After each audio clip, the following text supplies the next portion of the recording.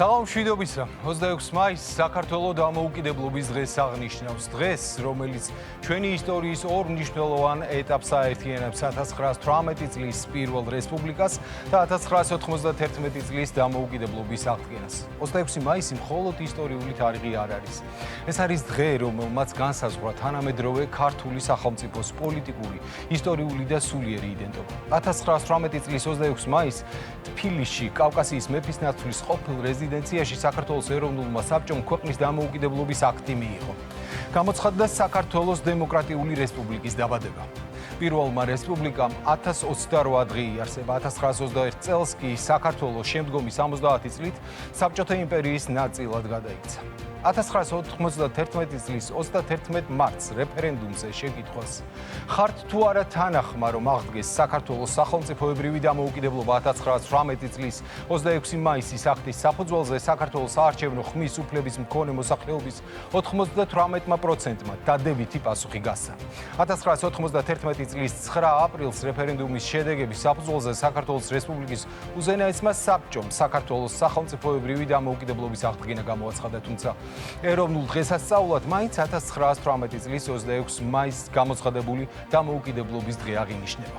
ხვალ 26 მაისი მთელი ქვეყნის მასშტაბით აღინიშნება. ქრისტიანობის სახელმწიფო რელიგიად გამოცხადებიდან 1700 წლის იუბილესთან დაკავშირებით წელს საქართველოს დამოუკიდებლობის დღის აღსანიშნავი ღონისძიებები ეფუძნება კონცეფციას 1700 წელი არ წმენა გვაძლიერებს, სიყვარული გვაერთიანებს. ამ თარიღთან დაკავშირებით წელს ფიცის დადების ცერემონია ყველაზე მასშტაბური იქნება. წვევამდელები ფიცს დადებენ თბილისში თავისუფლების მოედანზე და საქართველოს 12 რეგიონში უძველეს ქრისტიანულ ეკლესია-მონასტრებთან. 17 საათსა და 10 წუთზე მთელ ქვეყანაში ჰიმნის შესრულებით აღინიშნება დამოუკიდებლობის გამოცხადების ისტორიული დრო. დამოუკიდებლობის დღის საზეიმო ღონისძიებები ქვეყნის მასშტაბით გალა კონცერტებით დასრულდება. დღეს, როდესაც ქვეყანა დამოუკიდებლობის 100-მერვე წელს აღნიშნავს, კვლავ აქტუალურია კითხვები, რომლებიც საქართველოს ისტორიას მუდმივად თანსდევს. რა ქმნის სახელმწიფოს სიმტკიცეს? როგორ უნდა დაიცვას საზოგადოებამ დამოუკიდებლობა თანამედროვე გამოწვევების პირობებში? რა როლი აქვს თავისუფლებას, ერთობას, ეროვნულ იდენტობას, კულტურასა და რწმენას ქვეყნის არსებობაში? რა გვასწავლა ისტორიულმა გამოცდილებამ და როგორ უნდა უპასუხოს საზოგადოებამ ახალ პოლიტიკურ და უსაფრთხოების გამოწვევებს? ამ კითხვებზე პასუხს დღეს ჩვენი სტუდიის სტუმრებისგან მოვისმენთ.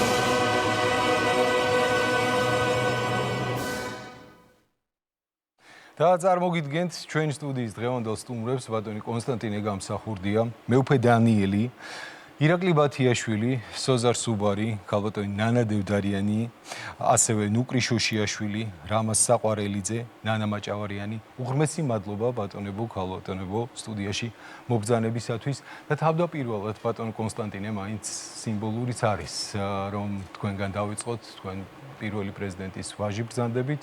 ალბათ ყველაზე მძაფრად მაინც თქვენ გახსოვთ ის პერიოდი, თუ როგორ ტრანსფორმირდებოდა საბჭოთა საქართველოს დამოუკიდებელ საქართველოს. საერთოდ როგორ განვლო ეს გზა საქართველოს და თუ შეგიძლიათ რომ გაიხსენოთ გზა ეროვნული მოძრაობის ზვიად გამსახურდიას და მერაბ კოსტავას გზა ვიდრე დამოუკიდებლობის აღდგენამდე. დიდი მადლობა მოწვევისთვის. მოგესალმებით ბატონო რეზი, მივესალმებით ჩვენი ეთერის მონაწილეებს და მივესალმებით ჩვენს ტელემაყურებელს. გზა იყო ძალიან რთული. მე როდესაც ეროვნულ მოძრაობაში მოვედი, ეს იყო 1980 წელი და მაშინ რა იყო? მერაბ კოსტავა იყო პოლიტპატიმარი. ჩვენ ვიცოდით ერთი რამ, რომ საქართველოს დამოუკიდებელი რესპუბლიკა იშვა 1918 წლის 26 მაისს. ეს არც ერთ სახელმძღვანელოში არ ეწერა. ამაზე არავინ საუბრობდა. არც დროშა იყო ცნობილი ფართო მასისთვის, როგორი იყო ეს სამფეროვანი დროშა. არც გერბი, არც ჰიმნი, არც ისტორია. ისტორია იყო, ეს იყვნენ ვიღაც მენშევიკები, მოღალატეები, ფაქტიურად უცხო ქვეყნის ინტერესების გამტარნი, რომლებიც ქართველმა ერმა განდევნა რევოლუციით და აქ მოხდა თითქოს რევოლუცია და საქართველოს მეორეჯერაც ისევე როგორც პირველ ჯერზე ნებაყოფლობით შეუერთდა რუსეთს, ამჯერადაც ნებაყოფლობით მოიშორა ეს მენშევიკური უღელი და თქვათ გახდა გასაბჭოვდა, ეს ტერმინი იყო გასაბჭოება, რაც თავისთავად შეცდომაში შემყვანი ტერმინია და პროპაგანდისტული ტერმინია. ახლა ზვიადგამსახურდია და მერაბ კოსტავა იყვნენ უფლებადამცველნი, ისინი იბრძოდნენ მხოლოდ ადამიანის უფლებებისთვის კი არა, ისინი ეკუთვნოდნენ საბჭოთა უფლებადამცველების იმ ჯგუფს, რომელიც იბრძოდა ამავე დროს ეროვნული დამოუკიდებლობისთვის. მაშინ ზვიადგამსახურდია გარეთ იყო და სხვაც ციხეში არ იმყოფა, მან დააღწია თავი პატიმრობას გარკვეული ნაბიჯით. ხოლო მერაბ კოსტავა მაშინ იყო ციხეში. ჩვენ ვიკრიბებოდით მერაბ კოსტავას ეზოში, სადაც ყოველ 26 მაისს აღნიშნავდით სუფრით. რა თქმა უნდა, მაშინ ქუჩაში გამოსვლა და პლაკატის აწევა, ეს იყო ძალიან სერიოზული აქცია, ამას მოყვებოდა, რა თქმა უნდა, დაპატიმრება. მომენტალური დაპატიმრება, ისევე როგორც 1968 წელს წითელ მოედანზე რომ გააპროტესტეს პლაკატებით ჩეხოსლოვაკიის ოკუპაცია და ჩახშობა, ასე ვთქვათ. ხელისუფლების დასჯა, მაშინაც აი წამშივე აიყვანეს. ასეთი რამ საბჭოთა კავშირში იყო გამორიცხული. ძალიან დიდ საფრთხესთან იყო ეს დაკავშირებული და ნუ რა თქმა უნდა, როდესაც პირველი 26 მაისი ვიზეიმეთ, ეს იყო მერაბ კოსტავას ეზოში, მე მონაწილე ვარ ამ აქციის. დაგვარბიეს მაშინ ვარლამ შადური მაყურებლისთვის ცნობილი რომ იყოს ეს არის რუსთაველის მეტროს თავზე. მე რუსთაველის მეტროს თავზე ეზო იქ სხვათა შორის ხშირად იყო ხოლმე ეს ადამიანების შეკრების ადგილი, რომლებიც სხვაგვარად ხედავდნენ საკითხებს, სხვაგვარად შეელობდნენ. რომელ წელს იყო ბატონო? ეს იყო 1988 წელს, ზვიადგამსახურდია არის მოსკოვში წასული რონალდ რეიგანთან შესახვედრად. პრეზიდენტი რეიგანი იმ დროს ჩამოვიდა და მოსკოვში შეხვდა საბჭოთა უფლებადამცველებს და მერაბ კოსტავა იყო თბილისში. ჩვენ შევიკრიბეთ დაახლოებით 300 მონაწილე ამ მიტინგზე. აქვე უნდა აღინიშნოს, რომ 26-ში ბატონო მერაბის დაბადების დღე იყო. მერაბი გამოვიდა ეროვნული დროშის სამფეროვანი დროშა უჭირავს და შემოვიდა გენერალი შადური, ვარლამ შადური და მახსოვს როგორ უთხრა ცოტა ისეთი სცენა იყო. ხელა კაცი ხარო და ახალგაზრდებს twins როგორ ურეო და მომეცია დროშაო, წაეტანა დროშას, ბოლოს მერმა მაღლა აწიეს დროშა და ძალიან აფიოთ და ისეთი საოცარი რაღაც მუხტით უთხრა რომ გაუმარჯოს დამოუკიდებელ საქართველოს. მომეცია და შეხტა, მაგრამ ვერ მიწვდა, იმიტომ რომ ტანმორჩილი კაცი იყო და მერავე ბრგე კაცი იყო ეს დროშა ესე უჭირავს და ცეც ვერ წაართვა. ძალები შემოიყვანეთ, გადაუარეთ. ხა ჩვენ რა მოვიფიქრეთ, რომ ჩავჯექით და ერთმანეთს ჩავებღაუჭეთ ხელებით, რომ სათითაოდ ესე იგი შეიძლება გაგვათრიონ, მაგრამ მაინც ვიქნებით რა, ახლა რაღაც ერთიან ორგანიზმად გადავიქეცით ეს 300 კაცი, მაგრამ მაინც რა თქმა უნდა მოგვერიან, ის გაგმოგვათრიეს ეს სათითაოდ მიწაზე გვათრევდნენ სულ. ეს მაგრამ მიუხედავად ამისა, ჩვენ ვიზეიმეთ იმ დღეს 26 მაისი, რადგან მაინც გაიმარჯვა, იგივე როგორც ჩანს, მაშინდელ ხელისუფლებაშიც გაიმარჯვა საღმა აზრმა და ბერიკონში მოხდა ეს ვთქვათ, აღნიშნა ზეიმის ირაკლი, ჩვენ აქ არის ირაკლი დღეს, რომელსაც მიყავდა ეს მერაბ კოსტავასთან და ირაკლი წერეთელთან ერთად ეს საღამა, დიახ, გასაოცარი აღდგენება იყო და სხვათა შორის დავეტიეთ, აი ხა ძალიან ბევრი ხალხი იყო, მაგრამ გითხრეს რომ ბერიკონში უნდა მოთავსდეთ, ხა ესე ქუჩაში არ გამო, მაშინ ჯერ კიდევ არ იყო ეს პერესტროიკის პროცესი ისე წასული, რომ ახლა პირდაპირ ესე ქუჩაში და ასევე მაყურებლისთვის უფრო ნათელი რომ იყოს, ეს არის 1 წელი 9 აპრილამდე. რა თქმა უნდა და მე მინდა ვისარგებლო ასევე შემთხვევით და წავიკითხო ზუსტად გამსახურდიას გაკეთებული მიმართვა, უკვე როგორც პრეზიდენტი აკეთებს ამ მიმართვას 1991 წლის 26 მაისს. მანამდე იცით რომ მოხდა არჩევნები, რომლის დროსაც გაიმარჯვეს ეროვნულმა ძალებმა, დამოუკიდებლობის მომხრე ძალებმა, აღდგა დროშაც, ჰიმნიც, გერბიც და კონსტიტუცია არ აღმდგარა, მაგრამ გათვალისწინებული იქნა იმ დროებით კონსტიტუციაში და პრეზიდენტი შეხვდა დელეგაციას, რომელიც ჩამოვიდა. პირველი განკარგულება იყო, მე მგონი, როდესაც ჯონი ხეცურიანს დაავალეს კონსტიტუციის და მან თვითონ მისცა მითითებები ჯონის და ბატონი ჯონი ამას იხსენებს, ძალიან საინტერესოა მისი მოსმენა და როდესაც პრეზიდენტი შეხვდა ასევე ლევილიდან ჩამოსულ დელეგაციის წარმომადგენლებს და ესაუბრა დღევანდელი დღის აღნიშვნაზე, მნიშვნელობაზე ესაუბრა, თავისი შეხედულებები გააცნო და მინდა რომ გამოვტაცო ეს მიმართვაც დავიწყებას, წაგიკითხავთ, აი საქართველოს საბჭოთა კავშირის შემადგენლობაში ნებაყოფლობით არ შესულა, ხოლო მისი სახელმწიფოებრიობა დღესაც არსებობს. დამოუკიდებლობის აქტი და კონსტიტუცია დღესაც იურიდიული ძალის მქონეა, ვინაიდან დემოკრატიული რესპუბლიკის მთავრობას კაპიტულაციაზე ხელი არ მოუწერია და განაგრძობდა მოღვაწეობას ემიგრაციაში. საბჭოთა კავშირის შემადგენლობაში საქართველოს იძულებითი ყოფნის მთელი პერიოდი აღინიშნა სისხლიანი ტერორითა და რეპრესიებით, რისი უკანასკნელი გამოვლინებაც იყო 1999 წლის 9 აპრილის ტრაგედია. ფარული ომი საქართველოს წინააღმდეგ დღესაც გრძელდება. მისი მიზანია დააბრკოლოს საქართველოს სწრაფვა დამოუკიდებლობისკენ და თავისუფლებისკენ. 1990 წლის 28 ოქტომბერს მრავალპარტიული დემოკრატიული გზით არჩეული საქართველოს უზენაესი საბჭო ეყრდნობა რა 1991 წლის 31 მარტის რეფერენდუმით გამოხატულ საქართველოს მოსახლეობის ერთსულოვან ნებას ადგენს და საქვეყნოდ აცხადებს საქართველოს სახელმწიფოებრივი დამოუკიდებლობის აღდგენას, საქართველოს დამოუკიდებლობის 1918 წლის 26 მაისის აქტის საფუძველზე. საქართველოს სუვერენული რესპუბლიკის ტერიტორია ერთიანი და განუყოფელია, მის ტერიტორიაზე უზენაესია მხოლოდ საქართველოს რესპუბლიკის კონსტიტუცია და ხელისუფლება. აი ბატონო კონსტანტინე, ძალიან ალბათ ეს საომავლო თემა, რატომ არ გავხდით საბოლოო ჯამში ჩვენ სამართალმემკვიდრეს სწორედ იმ პირველი რესპუბლიკის და რატომ ვითვლებით შემდგომ სამართალმემკვიდრედ საბჭოთა საქართველოსი, ეს ალბათ შემდეგი დისკუსიის საკითხია, მაგრამ ასე მოხდა, ასე ინება გამგება. არასოდეს არ შევსულვართ, საბჭოთა კავშირი შემოვიდა საქართველოს. რა თქმა უნდა. წითელი არმია. დიდი მადლობა. დიახ, ბატონი კონსტანტინე ლაპარაკობდა, რომ აი სწორედ ეს 26 მაისის აქცია 98 წლის, იმიტომ იყო საკვანძო მნიშვნელობის ერთ-ერთი მთელი შემდგომი პროცესისათვის, რომ გამოიკვეთა, რომ ჩვენ ვიბრძოდით არა თვით გამორკვევისთვის, რომ ეხლა მიგვეღო დამოუკიდებლობა, როგორც ერს, არამედ ჩვენ ვიბრძოდით სწორედ ჩვენი დამოუკიდებლობის აღდგენისათვის. სამართლიანობის იმ დამოუკიდებლობის აღდგენისათვის, რომელიც ჩვენ ესე იგი მივიღეთ 1918 წელს. აი ეს უკვე განისაზღვრა ჩვენი ესე ვთქვათ სტრატეგიული მიმართულება და ხაზი. ამიტომ 91 წლის 9 აპრილს მოხდა სწორედ აღდგენა დამოუკიდებელი საქართველოსი. კი ბატონო.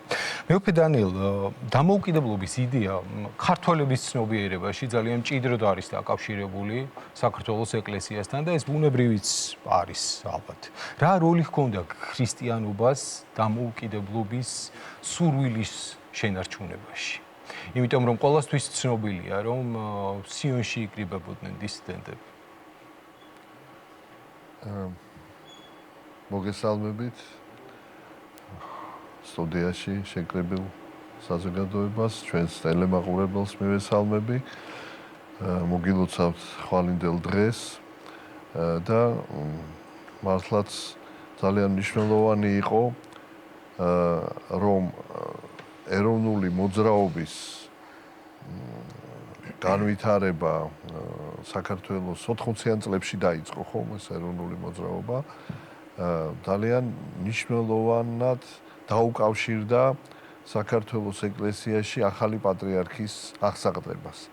ანუ პატრიარქის მოსვლა საპატრიარქო ტახტზე მთლიანად ერმა აღიქვა როგორც ნიშანი რაღაც ეროვნული მოძრაობის პროცესში, რაღაც ახალი ძალის, ახალი ენერგიის შემოსვლისა და აი პირველივე დღიდან როგორც დისიდენტური მოძრაობის წევრები, ისე ზოგადად მთელი საზოგადოება იმედის თვალით უყურებდა იმას, რომ აი ამ თავისუფლების საკენ სწრაფვის პროცესში და ეს მე ვიტყოდი იყვნენ დასაკვირველია დისიდენტური მოძრაობის წამყვანი წევრები, მაგრამ მე ვიტყოდი რომ აი საქართველოს საზოგადოების აბსოლუტური უმრავლესობა დასაკვირველია ფიქრობდა და ოცნებობდა თავისუფლებაზე, დამოუკიდებლობაზე. ეს ქართველი ერის და ამ პატრიარქის ფენომენმა ეს კიდევ უფრო იმედი უფრო განამტკიცა და როგორც თქვენ ბრძანეთ სიონის ტაძარი გახდა ერთ-ერთი შეკრების ადგილი მაშინდელი ლიდერებისა, ეროვნული მოძრაობის ლიდერებისა. მე პირადად მახსოვს შეხვედრები მათი პატრიარქთან სიონის ტაძრის ეზოში არსებულ რეზიდენციაში, საუბრები და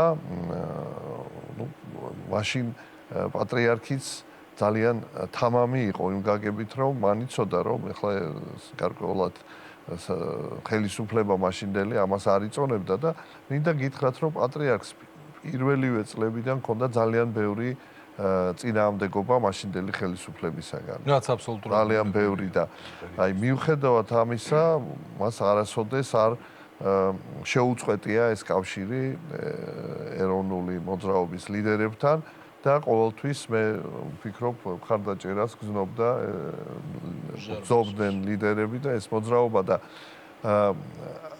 კიდე ერთ რამეს ვიტყვი, რომ ქართული ეროვნული მოძრაობა ძალიან გამოკვეთილი ქრისტიანული ნიშნებით იყო. ეს იყო ჯვრებით, ხატებით, სანთლებით გამოსული, აი ამ უკვე 80-იანი წლების 90 წლიდან, რომ დაიწყო ეს გამოსვლები და რასაკვირველია, მე ვფიქრობ, რომ საერთოდ თავისუფლების იდეა ქრისტიანობის ერთ-ერთი უპირველესი იდეა და როდესაც სახელმწიფოს საქართველოს ისტორიაში ჰქონდა აი ეს მძიმე პერიოდები, როდესაც მისი ხელისუფლება შეზღუდული იყო, მაშინ აი საქართველოს ეკლესია ყოველთვის იყო მებაირახტრე აი ამ თავისუფლების სულისკვეთებისა და როცა ტერიტორიული მთლიანობა დარღვეული იყო, მაშინ იყო რაღაცნაირად გამაერთიანებელი მთელი მოსახლეობისა, აი ამ მთლიანობის და თავისუფლების მთავარი, ესე ვთქვათ, დამცველი იყო. დიდი მადლობა.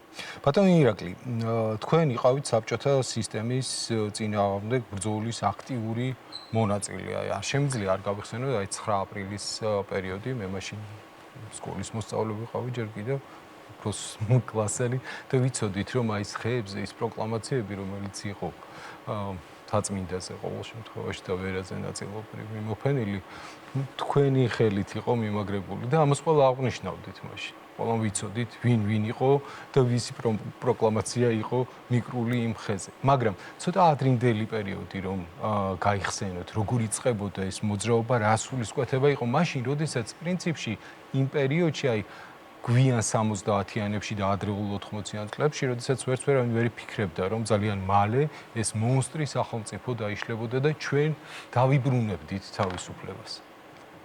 კი ბატონო. მე მაინც მინდა პირველი ყოვლისა აღნიშნო ერთი რამ, რომ აი დღეს ჩვენ ვზეიმობთ 26 მაისს, ხო? საქართველოს დამოუკიდებლობის დღეს. როცა ეროვნულმა საბჭომ გამოაცხადა 1918 წელს მიიღოთ საქართველოს დამოუკიდებლობის აქტი და ამასთან ერთად ჩვენ ვზეიმობთ და აღვნიშნავთ ქრისტიანობის გაქრისტიანების 1700-ას, რაც ძალიან მნიშვნელოვანია. აი ეს ურთიერთკავშირი ამ ორ მოვლენას შორის არის ძალიან სიმბოლური და ნიშანდობლივი. იმიტომ რომ ეს ხო ჩვენ ყველა კარგად ვიცით უკვე, რომ და გაცნობიერებული გვაქვს, რომ ჩვენთვის და საერთოდ ქართველი ადამიანის, კაცისთვის, ქართველი ადამიანისთვის ეს ორი რამ, თვითყოფადობა, დამოუკიდებლობა, სუვერენიტეტი, ესე გავაერთიანებთ, ეს ორი ცნება არის ძალიან მჭიდროდ ერთმანეთთან დაკავშირებული და ქრისტიანული სარწმუნოება, ქრისტიანული წამსი თავის ღირებულებებთან ერთად, ეს ისტორიულად და ეკლესიის დამოუკიდებლობაც რა თქმა უნდა. ანუ ეს ორი რამ ყოველთვის ისტორიულად იყო და არის, ესე იგი, ქართველი ადამიანისთვის ერთმანეთისგან განუყოფელი. ეს არის თავისებური გზამკვლევი ჩვენი ორიენტირი, ერთი მხრივ დამოუკიდებლობა, სუვერენიტეტი და მეორე მხრივ ჩვენი ქრისტიანული წამსი, რომლის დაცვა და გამტკიცება არის ჩვენი ალბათ რაღაც მარადიული ვალდებულება და მარადიული მისია. ქრისტიანობა, როგორც მე ვიტყოდი, ჩვენი ერის თავისებური სულიერი ბირთვი, სულიერი ცენტრი. აი მე მინდა აღვნიშნო, რომ კიდევ ერთხელ ვითაც ჩვენმა ქვეყანამ გაიელვა, თუ შეიძლება ასე ითქვას, მთელი მსოფლიოს წინაშე, აი ბოლო პერიოდში.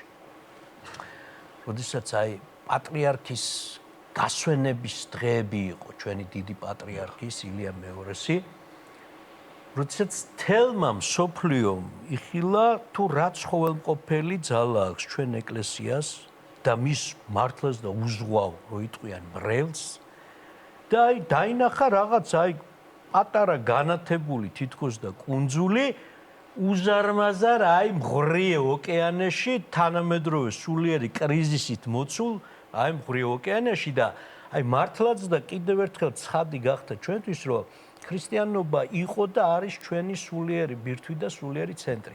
ეროვნული, ეხლა რაც ეხება, რაც თქვენ მკითხეთ, ეროვნულ განმანთავისუფლებელი მოძრაობისთვისაც დღიდან დასაწყისისა ეს ორი რამ იყო ერთმანეთისგან განუყოფელი. ესე იგი, ჩვენ ვიბრძოდით ერთი მხრივ დამოუკიდებლობის აღდგენისთვის, ჩვენი დამოუკიდებელი სახელმწიფოს აღდგენისთვის და ჩვენ ვიბრძოდით ჩვენი ქრისტიანული სარწმუნოების აი გარკვეული თვალსაზრისით აღდგინებისათვის. რატო? იმიტომ რომ ეს იყო პრაქტიკულად საშინლად დათრგუნული, გათელილი, თითქმის დასამარებამდე მიყვანილი ბოლშევიკური ხელისუფლების მიერ. ეკლესია თვითონ იყო ნომერ პირველი ობიექტი ტოტალიტარული საბჭოთა ხელისუფლების მხრიდან კონტროლის და წნეხის, რომელსაც ახორციელებდა კონკრეტულად ერთ-ერთი მთავარი მისი რეპრესიული ორგანო, ეს იყო სუკი, კგბ, ხო? აი, ეს ბჭყალები ქონა პირდაპირ, ესე ვთქვათ, ჩასობილი არის. და ჩვენ იცით რა არის, არ უნდა დაგვავიწყდეს ერთი რამ, რომ როგორც ეკლესიამ, აი ახლა იყო სწორედ ამას ლაპარაკი. ჩვენმა ეკლესიამ, პატრიარქმა ითამაშა უზარმაზარი როლი ჩვენი ეროვნული განმათავისუფლებელი მოძრაობის აღზევებაში. ასევე ეროვნულ განმანთავისუფლებელმა მოძრაობამ თავის მხრივ, რა თქმა უნდა, ჩვენი დიდი პატრიარქი ილია მეორესთან ერთად ითამაშა დიდი როლი და დიდი წვლილი მიუძღვის ეკლესიის აღზევების საქმეში. იმიტომ რომ ის წნეხი სწორედ აი ამ ძალისხმევით, პატრიარქის და ეროვნულ განმანთავისუფლებელი მოძრაობის ძალისხმევით შესუსტდა და მოიხსნა მრევლმა ერთბაშად იმატა დაიწყო, ეს ხო ყველას კარგად გვახსოვს, როგორ დაიწყო ახალი ეკლესიების გახსნა, რა მდგომარეობაში ხა აგერ იქა, რა ქვია, მეტეხში იყო თეატრი გახსნილი და თბილისში, მე მგონი ნაძალადევში აბანო იყო გახსნილი ეკლესიაში, ეს საშინელი მდგომარეობა იყო. დაიწყო ესე იგი ეგრევე ფორსირებულად ახალი ეკლესიების გახსნა, ანუ ეს პროცესი იყო სახეზე და ამას რა თქმა უნდა ძალიან დიდი მნიშვნელობა ჰქონდა. და მე მინდა აღვნიშნო ერთი რამ, რომ პრაქტიკულად ეხლაც როდესაც ვლაპარაკობთ, რომ რა უნდა იყოს ჩვენი გზამკვლევი ორიენტირი, ისევე ეს არის ორი რამ, ეს არის ჩვენი დამოუკიდებლობა, სუვერენიტეტი და ესე იგი ჩვენი ქრისტიანული სარწმუნოება, ჩვენი ეკლესია. იმიტომ რომ როგორც ოდიდან ვინმე თუ გვებრძოდა, რა ჯურის მტერი არ გვებრძოდა, ხო ჩვენ? ახლა აღარ დავარი, ეს ირანი იქნებოდა, თუ სელჯუკები იქნებოდნენ თუ ხალიფატი იქნებოდა თუ რუსეთის იმპერია, ებრძოდნენ ერთი მხრივ ჩვენ დამოუკიდებლობას, მეორე მხრივ ებრძოდნენ, რა თქმა უნდა, ჩვენ ქრისტიანულ სარწმუნოებს. სარსულის დროით ლაპარაკობ, ეხლაც ხო, ანუ და არა, მე ზუსტად ამაზე მინდა ლაპარაკი, რომ და ეს გრძელდება ეხლაც. ეს ეხლაც გრძელდება, ეს ბრძოლა ჩვენი დამოუკიდებლობა სუვერენიტეტის წინააღმდეგ და გრძელდება ბრძოლა ზოგჯერ ფარულად, ზოგჯერ ღიად ჩვენი ეკლესიის წინააღმდეგ. ამიტომაც ეს რჩება ჩვენ რაღაც, როგორც თქვი, მარადიულ, რო იტყვიან, მუდმივ მისიად და მოვალეობად, რომ ჩვენ მუდმივად ვიზრუნოთ, ვიღვაწოთ, ვიბრძოლოთ ჩვენი ერთი მხრივ დამოუკიდებლობის გამტკიცებისათვის და მეორე მხრივ, რა თქმა უნდა, ჩვენი ქრისტიანული სარწმუნოების გამტკიცებისათვის. და ამასთან ერთად მე მინდა აქვე აღვნიშნო, რომ რა თქმა უნდა, როცა ვლაპარაკობთ ამ თემაზე, ჩვენ არ უნდა დაგვავიწყდეს ერთი რამ, რომ 1918 წელს საბედნიეროდ ჩვენმა ქვეყანამ დამოუკიდებლობა მიიღო როგორც საჩუქარი. ბრძოლის გარეშე ეს მოხდა დიდი გეოპოლიტიკური კატაკლიზმების შედეგად, როდესაც მოხდა ეს რევოლუციები რუსეთის იმპერიაში. ჩვენ ეს მივიღეთ ეს დამოუკიდებლობა. რაც ეხება ჩვენი დამოუკიდებლობის აღდგენას, უკვე აი 80-იან 90-იან წლებში მოპოვებას და აღდგენას ეს მოხდა დიდი ბრძოლის შედეგად. ამიტომაც, რა თქმა უნდა, ჩვენ გვმართებს სათანადო დაფასება იმ ადამიანების განსაკუთრებით, რომლებიც 1989 წლის 9 აპრილს თავისი სისხლით, თავისი თავგანწირვით მოუტანა ჩვენ ხალხს ეს დამოუკიდებლობა. ისე როგორც რა თქმა უნდა მათი და არაერთი დისიდენტის, რომელმაც გამოიარა ის საბჭოთა ციხეები. ბატონ სოზარ, როგორ შეიცვალა საზოგადოების დამოუკიდებლობა? ახლა ზუსტად ბატონი ირაკლი სწორედ ამაზე საუბრობდა, რომ ჩვენ მოვიპოვეთ ეს დამოუკიდებლობა და მოვიპოვეთ ბრძოლით. როგორ შეიცვალა საზოგადოების დამოუკიდებლობა 91 წლიდან დღემდე საქართველოს დამოუკიდებლობის მიმართ? მოგესალმებით და ყველას მეულოცავ, ჩვენს მაყურებელს მეულოცავ ყველაზე დიდ ეროვნულ დღესასწაულს. უბრალოდ სანამ ამ კითხვაზე უპასუხებ, ახლა ბატონი ირაკლი რასაც ლაპარაკობდა და მეუფე დანიელი, გავაგრძელებ, რაღაცნაირად ეს ეროვნული მოძრაობა და დამოუკიდებლობის იდეა და ეკლესია მუდმივად იყო განუყოფელი და ეს არ იყო მხოლოდ ბოლო 10 წლეულების თემა. თქვათ, პირველად ქართველობა რა არის, საქართველო რა არის, ალბათ ყველაზე მკაფიოდ განსაზღვრა და ჩამოაყალიბა გიორგი მერჩულემ, როდესაც თქვა, რომ ქართლად ფრიადი ქვეყანაი აღირაცხების, რომელსაც საშინა ქართული ტანი და ჟამი შეიწირვის. ანუ ეკლესია და საქართველოს აი ეს იდენტობა და ერთიანობა ამ ფორმულაში გამოიკვეთა და ეს მოდის დღემდე. და უკვე შემდეგ ჩემი ახალგაზრდობა, ჩემი სკოლაში სწავლის პერიოდი, ეს ის პერიოდია, როცა განსაკუთრებით გაჟღენთილია საზოგადოება სწორედ ეროვნული სულისკვეთებით, ეროვნული მუხტით და დამოუკიდებლობისათვის ბრძოლა. განსაკუთრებით მისცა ამას მუხტი უკვე 88 წლის 14 აპრილის ქართული ენასთან დაკავშირებით ამ მიტინგებმა და იმ გამარჯვებამ და ეხლა მე მაშინ სკოლის მოსწავლე ვიყავი, სვანეთში ვსწავლობდი და ჩემთან თქვათ, მოხდა აპრილში, სექტემბერში მოაღწია ამ ტალღამ, ასე ვთქვათ, ქალბატონი ნანას კურსელი კეთევან მარგიანი ჩამოვიდა, სტუდენტი იყო მაშინ და ჩემთან მასწავლებლად სკოლაში და ის გვიყვებოდა ამ ამბებს. ვიზრდებოდით აი მუხრან მაჭავარიანის ლექსებზე და მართლა ყველამ ზეპირად ვიცოდით ეს პატრიოტიზმი აქედან მოდიოდა. მეორე და ორი წყარო იყო ამ პატრიოტიზმის, ერთი თქვათ ეს ეკლესიურობა და მეორე თბილისის სახელმწიფო უნივერსიტეტი, რომელიც იყო რაღაცნაირად აი არა მარტო მეცნიერების, არამედ პარალელურად პატრიოტიზმის სამჭედლო, განსაკუთრებით ორი ფაკულტეტი შეიძლება გამოვყოთ, ეს იყო ბევრი, მაგრამ განსაკუთრებით მაინც ეს იყო ფილოლოგიის ფაკულტეტი და ისტორიის ფაკულტეტზე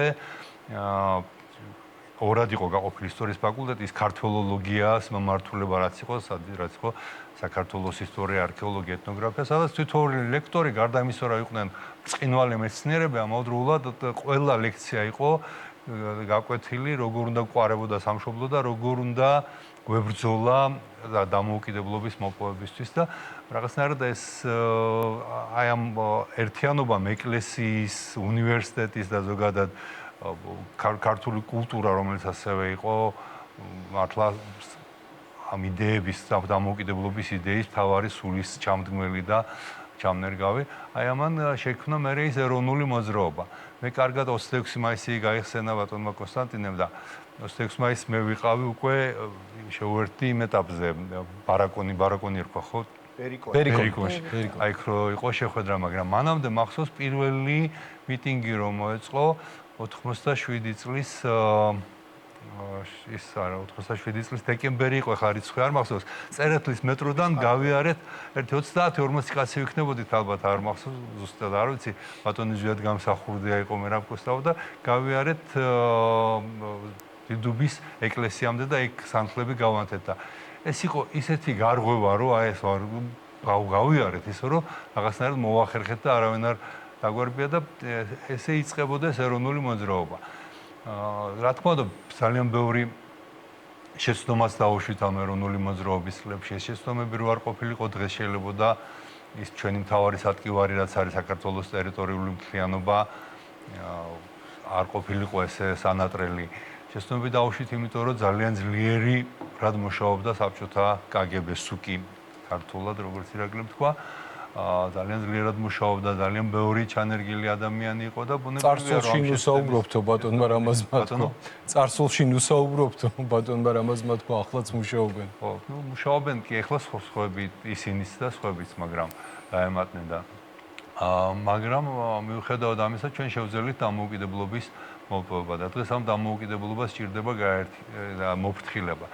და აი კითხვაც სწორედ ამაში მდგომარეობდა რომ მანამ სანამ დამოუკიდებლობამდე მივიდოდით და სანამ მოვიპოვებდით ეს იყო რაღაცა ბრძოლის გზა ხან რომანტიკაც ახლდა ამ ყველაფერსთან დღეს უკვე ახალი თაობისთვის როგორ აღიქმება დამოუკიდებლობა რომელსაც ეს გზა არ გაუვლია ხშირად ვამბობდით ხოლმე რომ აი 9 აპრილს საოცარი ერთიანობა იყო რომელიც გვეგონა რომ მუდმივად გაგრძელდებოდა მაგრამ სამწუხაროდ ესე არ მოხდა და ამას მოხდა შემდეგ პოლიციელებიც კი ხალხთან იყვნენ. პოლიციელებიც კი არა, პოლიციელები მართლა გმირობა გამოიჩინეს იმ დღეს და ერთი იდეა მაქვს, რომ როცა ვლაპარაკობთ 9 აპრილს, ალბათ ყველაზე კარგი ძეგლი 9 აპრილის იქნება, აი პოლიციელი, რომელიც არის გადაფარებული ბავშვზე, ქალებზე განსაკუთრებით და უამრავი ადამიანი გადაარჩინეს და ეს ძეგლი რო ვინმე განახორციელოს ეს იქნება ალბათ ძალიან ყველაზე მკაფიო გამოხატულება იმისი, რაც ხდებოდა 9 აპრილს. კი ბატონო, მილიცია. სხვათა შორის, როცა 9 აპრილზე ვლაპარაკობთ, იქ არ შეიძლება მისი უწმინდესობა ილია მეორე არ გავიხსენოთ, როდესაც ილია მეორე მოგვიწოდა, რომ წავსულიყავით ქაშვეთისკენ. პირველი რა თქმა უნდა დავიძარი მაშინო, მაგრამ რომ ნახე რომ ხალხი გაჩერდა, მე და ჩემი მეგობარი ვიყავით კიარაზმაძე და ვთქვით, აი როგორ მოვიქცეთ ახლა, დავემორჩილოთ მოწოდებას, რომელიც ჩვენთვის კურთხევად იყო თუ რა გავაკეთოთ და მარტივი გადაწყვეტილება მივიღეთ, როგორც მოიქცევა მისი უწმინდესობა, ისე მოვიქცევით ჩვენც და რობუნებრივია დავრჩით იქ, იმიტომ რომ მისი უწმინდესობა თავიდან ბოლომდე იყო ხალხთან ერთად და მისი სიცოცხლეც ისევე იდგა საფრთხეს ქვეშ, როგორც თითოეული მოქალაქის, ვინც იქ ვიყავით. და დღეს რაღაცნაირად თითქოს ეს იდეალები მეორე ხაზზე გადავიდა, მაგრამ ზოგჯერ პერიოდულად, აი როგორც 9 აპრილს მოხდა, უცებ გამოჩნდება, რომ არსად არ წასულა. მისი უწმინდესობის გასვენების დღეებმა გამოაჩინა, რამდენად ერთიანია ქართული ხალხი იქ, სადაც საქართველოს ხედავს, იქ, სადაც საქართველოს და ეკლესია არის მართლა ერთიანი და ის მძიმე გაკვეთილებიც, რომლებიც ჩვენ გავიარეთ თუნდაც 90-იან წლებში, ის შეცდომებიც დღეს ერთგვარად ქურაში გავიარეთ, სამჭედლო ქურაში, ბრძმეთში, რომელმაც გამოგვაბრძმედა და ბევრი რამე გვასწავლა და დღეს რო შეცდომებს არ უშვებთ, ეს მაგის ნათელი გამოხატულებაა. რა თქმა უნდა, არიან ადამიანები, რომლებისთვისაც ეს იდეალები არაფერს არ ნიშნავს, როგორც მაშინ საბჭოთა პერიოდში მოსკოვიდან მოსული ბრძანება იყო მათთვის მთავარი, დღეს ეს მოსკოვი შეიცვალა სხვა ცენტრებიც, ვიღაცისთვის მოსკოვი დარჩა, ვიღაცისთვის ბრიუსელი ან ვაშინგტონია, მაგრამ უმრავლესობისთვის საქართველოს დამოუკიდებლობა არის ის მთავარი ღირებულება, რომელიც ყველაფერზე მაღლა დგას და კიდევ ერთხელ გავიმეორებ, ეს ყველაზე კარგად გამოჩნდა სწორედ აი ამ ხუთთვიანი გლოვის დღეებში, როცა მთელი საქართველო იყო ერთიანი და მთელი საქართველო ცდილობდა რომ უბრალოდ მისულიყო და თვალი შეეულო იმ ადამიანისთვის, რომელმაც იმ ადამიანის ცხედარისთვის, რომელმაც უდიდესი როლი შეასრულა თვითყოფადობის აღდგენაში, დამოუკიდებლობის მოპოვებაში და აი ამ ერისა და ეკლესიის ერთიანობის თანამედროვე კონცეფციის შექმნაში. დიდი მადლობა. კაპიტან ნანა, ჩვენი სტუდიის სტუმრების უმრავლესობა ცხოვრობდით საბჭოთა ეპოქაში. და თქვენ იმ პერიოდშიც ძალიან აქტიურად იყავით ჩართული საზოგადოებრივ პოლიტიკურ ცხოვრებაში. თქვენის აზრით, აი როგორ ტრანსფორმირდა, როგორ მიმდინარეობდა საზოგადოების ტრანსფორმაცია ამ საბჭოთა წყობიდან დამოუკიდებელ საზოგადოებამდე, იმიტომ რომ ეს ხომ არ მოხდა ეს ერთ წუთში. ამას დაჭირდა რაღაცა პერიოდი, ამას დაჭირდა გონების შეცვლა. ამას დაჭირდა გარკვეული ადამიანების ცვლილებაც, ხომ სხვანაირად ფიქრი ელემენტარულად ყველაფერს თავი რომ დავანებოთ. როგორ მოხდა ეს ყველაფერი? სოზარ ლაპარაკობდა პატრიოტიზმზე, რომელიც ფეთქავდა სახელმწიფო უნივერსიტეტში და მე მინდა გითხრათ, რომ რაოდენ გასაკვირიც არ უნდა იყოს დღეს. ასეთი პატრიოტული მუხტი იყო ყველა უმაღლეს დაწესებულებაში, უმაღლეს სასწავლებელში, იყო მათ შორის პიონერთა სასახლეში. ერქვა პიონერთა სასახლე და თითქოს ეს იდეოლოგიზირებული უნდა ყოფილიყო და მინდა გითხრათ, რომ უამრავი პატრიოტი გაიზარდა სწორედ იმ სასახლის კედლებში და რატომ? იმიტომ რომ პედაგოგები იყვნენ იქ პატრიოტები. და ამას ჰქონდა უდიდესი მნიშვნელობა. ისევე როგორც კი ეკლესია წერეხის ქვეშ იყო, მაგრამ ის ცოცხალი იყო და ფეთქავდა. თორემ სხვა შემთხვევაში ჩვენ ნოლიდან მოგვიწევდა ბევრი რაღაცის დაწყება. ეს ფაქტორები რომ არ ყოფილიყო. ამიტომ ეს ყველაფერი ადამიანების სულში ცოცხლობდა.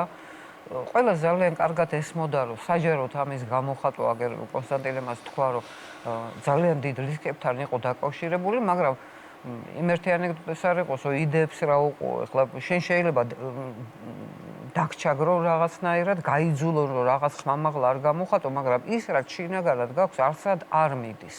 ის ელოდება მომენტს. ეხლა რაც შეეხება 1700 წელს ბოლო მონაცემებით გადაინაცვლა ამ თარიღმა, მათ შორის სწორედ იმ ევგენი ხარაძის სახელობის ობსერვატორიის და რიგი მეცნიერების კვლევების შედეგად გაირკვა, რომ ის მზის დაბნელება, რომელიც მეფე მერიანისთვის გადამწყვეტი აღმოჩნდა, ყოფილა 319 წელს. ამას არ აქვს არსებითი მნიშვნელობა, იმიტომ რომ მაგალითად 100 წლის წინ ჩვენ 1600 წელს ვერ ვიზეიმებდით გასაგები მიზეზების გამო. ისევე როგორც ქართული სახელმწიფო არ არის ასეთი ახალგაზრდა. და 26 მაისი, ანუ რითი თქვა მინდა, არის პირობითობები, მათ შორის თარიღები, თორემ ჩვენ გვაქვს უდიდესი ისტორია, მართალია წყვეტილი სახელმწიფოებრიობის, მაგრამ ეს ისტორია არსებობს. თავარია ის შენახული იყოს ადამიანებში ცალ-ცალკე და საზოგადოებაში მთლიანად. ამას აქვს ძალიან დიდი მნიშვნელობა. 9 აპრილს მილიციის ქცევა. მეც გეტყვი რამას 9 აპრილის კი არა, მთელი იმ შიმშილობის პერიოდში ქალაქის მასშტაბით არ მომხდარა არც ერთი დანაშაული. არც ერთი. არც ხულიგნობა, არც ძარცვა და არც კიდევ უფრო მძიმე დანაშაულები. ანუ უკვე იქ ჩანდა განწყობა საზოგადოების, რომ იქ ხდება რაღაც ისეთი მნიშვნელოვანი, რასაც არ უნდა მიადგეს ჩრდილი. და ამიტომ ადამიანები, აი, ხშირად იყო ხოლმე სხვადასხვა აქციებთან დაკავშირებით იტყოდნენ, რომ აი ფოთოლი არ ჩამოვარდნილა და ამას მოყვებოდა ხოლმე ქირქილი. ეს არ არის საქირქილო, ეს არის უზარმაზარი შინაგანი და ისტორიული კულტურა, როგორ გამოხატო შენი პროტესტი და დარჩე ადამიანურობის და ცივილიზებულობის ჩარჩოში. დღეს რატომღაც ამის ესე გადასმას აპირებენ ხაზისას და თითქოს რაღაც ახალს იგონებენ. მეუფე დანიელმა ჩემზე ბევრად უკეთისის, რომ არაფერი ახალი ცისქვეშეთში არ ხდება, ხო? და ყველაფერი გავლილია, უბრალოდ ეს ხსოვნა უნდა არსებობდეს ადამიანებში. მე უბრალოდ მინდა მივაქციო თქვენი ყურადღება ერთ გარემოებას, რომ არ მოსულა ეროვნული მოძრაობა ხელისუფლებაში ასე მარტივად. თითქოს შესახედავად ყველაფერი ძალიან უბრალოდ და მარტივად მოხდა. იმაზეც იყო ლაპარაკი, რომ კომუნისტებმა აღარ იბრძოლეს. ალბათ მათ შორისაც ბევრი იყო ადამიანი, ვინც მიხვდა, რომ ამ ბრძოლას აზრი აღარ ექნებოდა ამ დამოკიდებულებების გამო. მეცაც გეტყვით, ახლა არჩევნების შედეგები რო გავაანალიზოთ, მივხვდებით, რომ ქვეყანა, რომელიც პირველ ადგილზე იყო ერთ სულ მოსახლეზე პარტიულების რაოდენობით, რო შეადარებ ამ ციფრებს, მიხვდები, რომ თვითონ პარტიულებმა და მათმა ოჯახებმა მისცეს ხმა ეროვნულ მოძრაობას. ხო, სწორედ ამ პერიოდზე ძალიან საინტერესო მოგონება აქვს, მონოგრაფია აქვს დაწერილი ცენტრალური კომიტეტის ერთ-ერთ მდივანს, ჯუმბერ პატიაშვილს გულისხმობ და აღწერს ამ პერიოდს. ძალიან საინტერესოა, სხვათა შორის მაშინდელი ცენტრალური საარჩევნო კომისიის თავმჯდომარის გამოსვლაც და ისიც დაინტერესებულ მაყურებელს ამ კითხვას შეუძლია გაეცნოს, რომ ისე რომ აი სურათი ნათელი იყოს. ამიტომ იცით როგორ არის, ერთის მხრივ იყო ძალიან სერიოზული დაპირისპირება, იქ შადური იქნებოდა ეს თუ სუკის ხელმძღვანელობა თუ სხვა ფიგურები, იმიტომ რომ მათი სამსახური ეს იყო, ხო და აგრძელებდნენ იმის კეთებას, რასაც იყვნენ ჩვეული და რაც იყო ასე ვთქვათ ზემოდან ნათქვამი და ასე შემდეგ, მაგრამ დგება რაღაც ჯებირივით, რომელიც აღარ გაძლევს არაფრის გაკეთების საშუალებას და იმიტომ არის რომ როგორც არ უნდა ელაპარაკოს გენერალმა და ან მილიციის ან უშიშროების ან სხვა თანამდებობის პირმა რიგითი მილიციელი დგას იქ სადაც უნდა იდგეს. მას არ ჭირდება არც კარნახი, არც მოწოდება, დასჯიშიც კი ვერ გადაადგმევინებ და სხვა ნაბიჯს. ამიტომ ჩვენი აი 9 აპრილის ერთსულოვნება და მე თითქოს დაიკარგაო.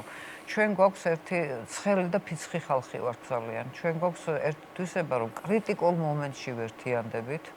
კრიტიკულ მომენტში შეგვიძლია თავი გავწიროთ და არ დავიხიოთ უკან არაფერს, როგორც კი ოდნავ ასე თქვათ წყნარი მშვიდი ვითარება, მერე იწყება ყველა თავთავის ჭკუაზე იწყებს ლაპარაკს. ეს ცუდი კი არ არის. ყველა ადამიანს თავისი აზრი აქვს და უნდა ქონდეს და რა თქმა უნდა გამოხატავდეს ამ აზრს, მაგრამ იქ სადაც შენი აზრი ეწინააღმდეგება ამ სახელმწიფოს ისტორიას, მის აწმყოს, მის მომავალს, მის მრწამს, ხომ? იქ ალბათ შენი თავი უნდა მოთოყო, იმიტომ რომ ადამიანის უფლებათა დამცველებმა იციან ძალიან კარგად, რომ თანამედროვე კონვენციები ერთ ადამიანს აყენებს უფრო მაღლა, ვიდრე მთელ ერებს. ეს ძალიან საკამათო თეზაა, უნდა გითხრათ, იმიტომ რომ ერთი ადამიანი, ყველა ადამიანის სიცოცხლე არის ფასდაუდებელი, მაგრამ ერის სიცოცხლე, მისი გადარჩენა და მისი გავაკება უმძიმესი პერიოდებიდან, რაც არაერთხელ აქვს საქართველოს გავლილი, ეს ძალიან დიდი და მნიშვნელოვანი რამ არის. არანაკლებ მნიშვნელოვანი, ვიდრე ერთი ადამიანის სიცოცხლე. ალბათ ბევრად უფრო მეტი. აი ეს არის ის რამაც მოიყვანა საქართველოს დღემდე, იმიტომ რომ კრიტიკულ მომენტში ის ერთი ადამიანი, არ აქვს მნიშვნელობა მილიციონერი იყო თუ პედაგოგი იყო თუ მეეზოვე იყო, ის ხვდება რომ მის ნაბიჯზე დამოკიდებულია ძალიან ბევრი რამ და მან შეიძლება დააშაოს ისეთი, ისი გამოსწორებაც მერე იქნება შეუძლებელი. ახლა კიდევ ერთი პარალელი, რატომ არის დღევანდელი ვითარება ძალიან მიაგავს და რამაც მაკითხვა წარსულში ნულაპარაკობთო, ხო?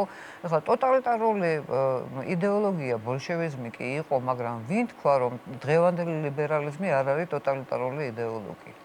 აბსოლუტურად ერთ-ერთია. იქაც არ აქვს. რეიგანმა თქვა რომ კი. და ცენზურაზე დგას. მთლიანად დგას ცენზურაზე, ძალმომრეობაზე, ძალის კულტზე, სადაც არის ძალა, იქ არის სიმართლე, მათი აზრი, არა და ეს ასე არ არის. სადაც არის რწმენა, იქ არის სიმართლე. და ამიტომ ის რაც დღეს ხდება, ჩვენ ხანდახან ძალიან ბრაზობთ ხოლმე ამის გამო და გვინდა რომ ამას ასე დაუპირისპირდეთ და ამასთან დაპირისპირება ჩვეულებრივი მეთოდებით არ ხდება. ხდება მარტო რწმენის გაძლიერებით, ხდება მარტო იმაზე სერიოზული ფიქრით, რომ მე ახლა რაღაცას ისეთ სხვა არ ვამბობ, ან ვაკეთებ, რამაც შეიძლება მთლიანად ეს ერი დააზარალოს.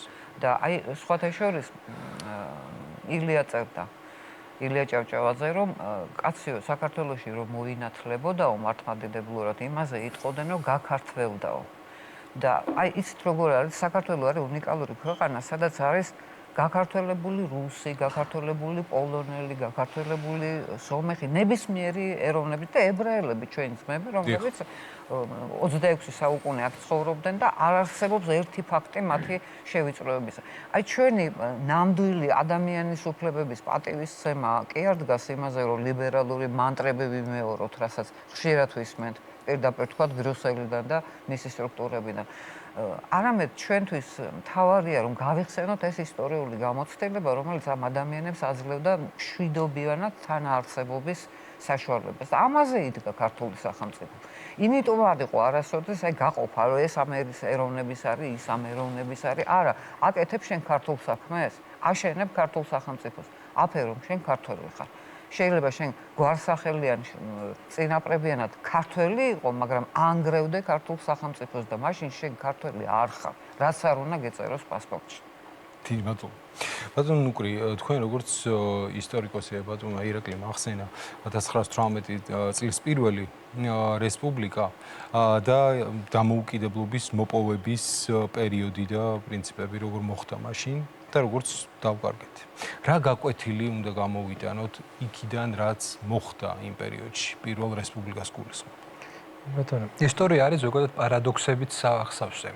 იმიტომ რომ აი ჩვენ დავაკვირდებით ის ძალა, რომელმაც გამოაცხადა დამოუკიდებლობა, ცოტა ხნის წინ სამდე დამოუკიდებლობას გამოაცხადებდა, ის საკუთარ თავს მოიაზრებდა დემოკრატიულ რუსეთში ავტონომიის სახით და ეს დეკლარირებული იყო და საინტერესოა ის, ვინც უფრო მეტად მოითხოვდა დამოუკიდებლობას, ესენი ეროვნული დემოკრატები იყო და სხვები, არ იყვნენ მაინც და მაინც პოპულარული საზოგადოებაში მასებში პოპულარულები იყვნენ სოციალ-დემოკრატები. მაგრამ ისტორიის პარადოქსულობა იმაში ვლინდება, რომ არსებობს რაღაც მოვლენები, აუცილებელი მოვლენები და ესეთი ჩემი ეს დამოუკიდებლობა, რომელიც არ არის მარტო კონკრეტული ლიდერების ან ადამიანების ნებასრულზე აგებული. ის რომ ბოლშევიკური გადატრიალება მოხდა რუსეთში, ის რომ საჭიშროება იყო ოსმალეთის იმპერიისგან, ის რომ გარესაფრთხე იყო პრაქტიკულად ერთი პარტიიდან მოდიოდა ეს ორი ძალა, ხო, მენშევიკები და ბოლშევიკები. მაგრამ აი ეს მცირე განსხვავებებმა წარმოქმნა საპირისპირო და ამ საპირისპიროში შემდეგ შექმნა აბსოლუტურად ორი განსხვავებული პოლიტიკური კულტურა. იმ ძალამ, რომელიც თვლიდა, რომ ეროვნული სახელმწიფო არის ბურჟუაზიული სახელმწიფო, სწორედ იმ ძალამ გამოაცხადა დამოუკიდებლობა. იმ ძალამ, რომელიც თვლიდა, რომ ის უნდა ყოფილიყო საქართველოს უნდა ყოფილიყო რუსეთის შემადგენლობაში, ის ძალა ჩაუდგა შემდეგ სათავეში რუსეთთან წინააღმდეგ ომში და აი ეს პარადოქსულობა აჩვენებს ერთ რამეს. შედეგზე აისახა. აჩვენებს ერთ რამეს, რომ იმის მიუხედავად, რომ შეიძლება დეკლარირებული ერთი რაღაცა იყოს, ისტორიული რეალობა შენ გაძლევს რაღაც მოცემულობას, რომელსაც გვერდს ვერ აუვლის. ესეთი მოცემულობა არის დამოუკიდებლობა.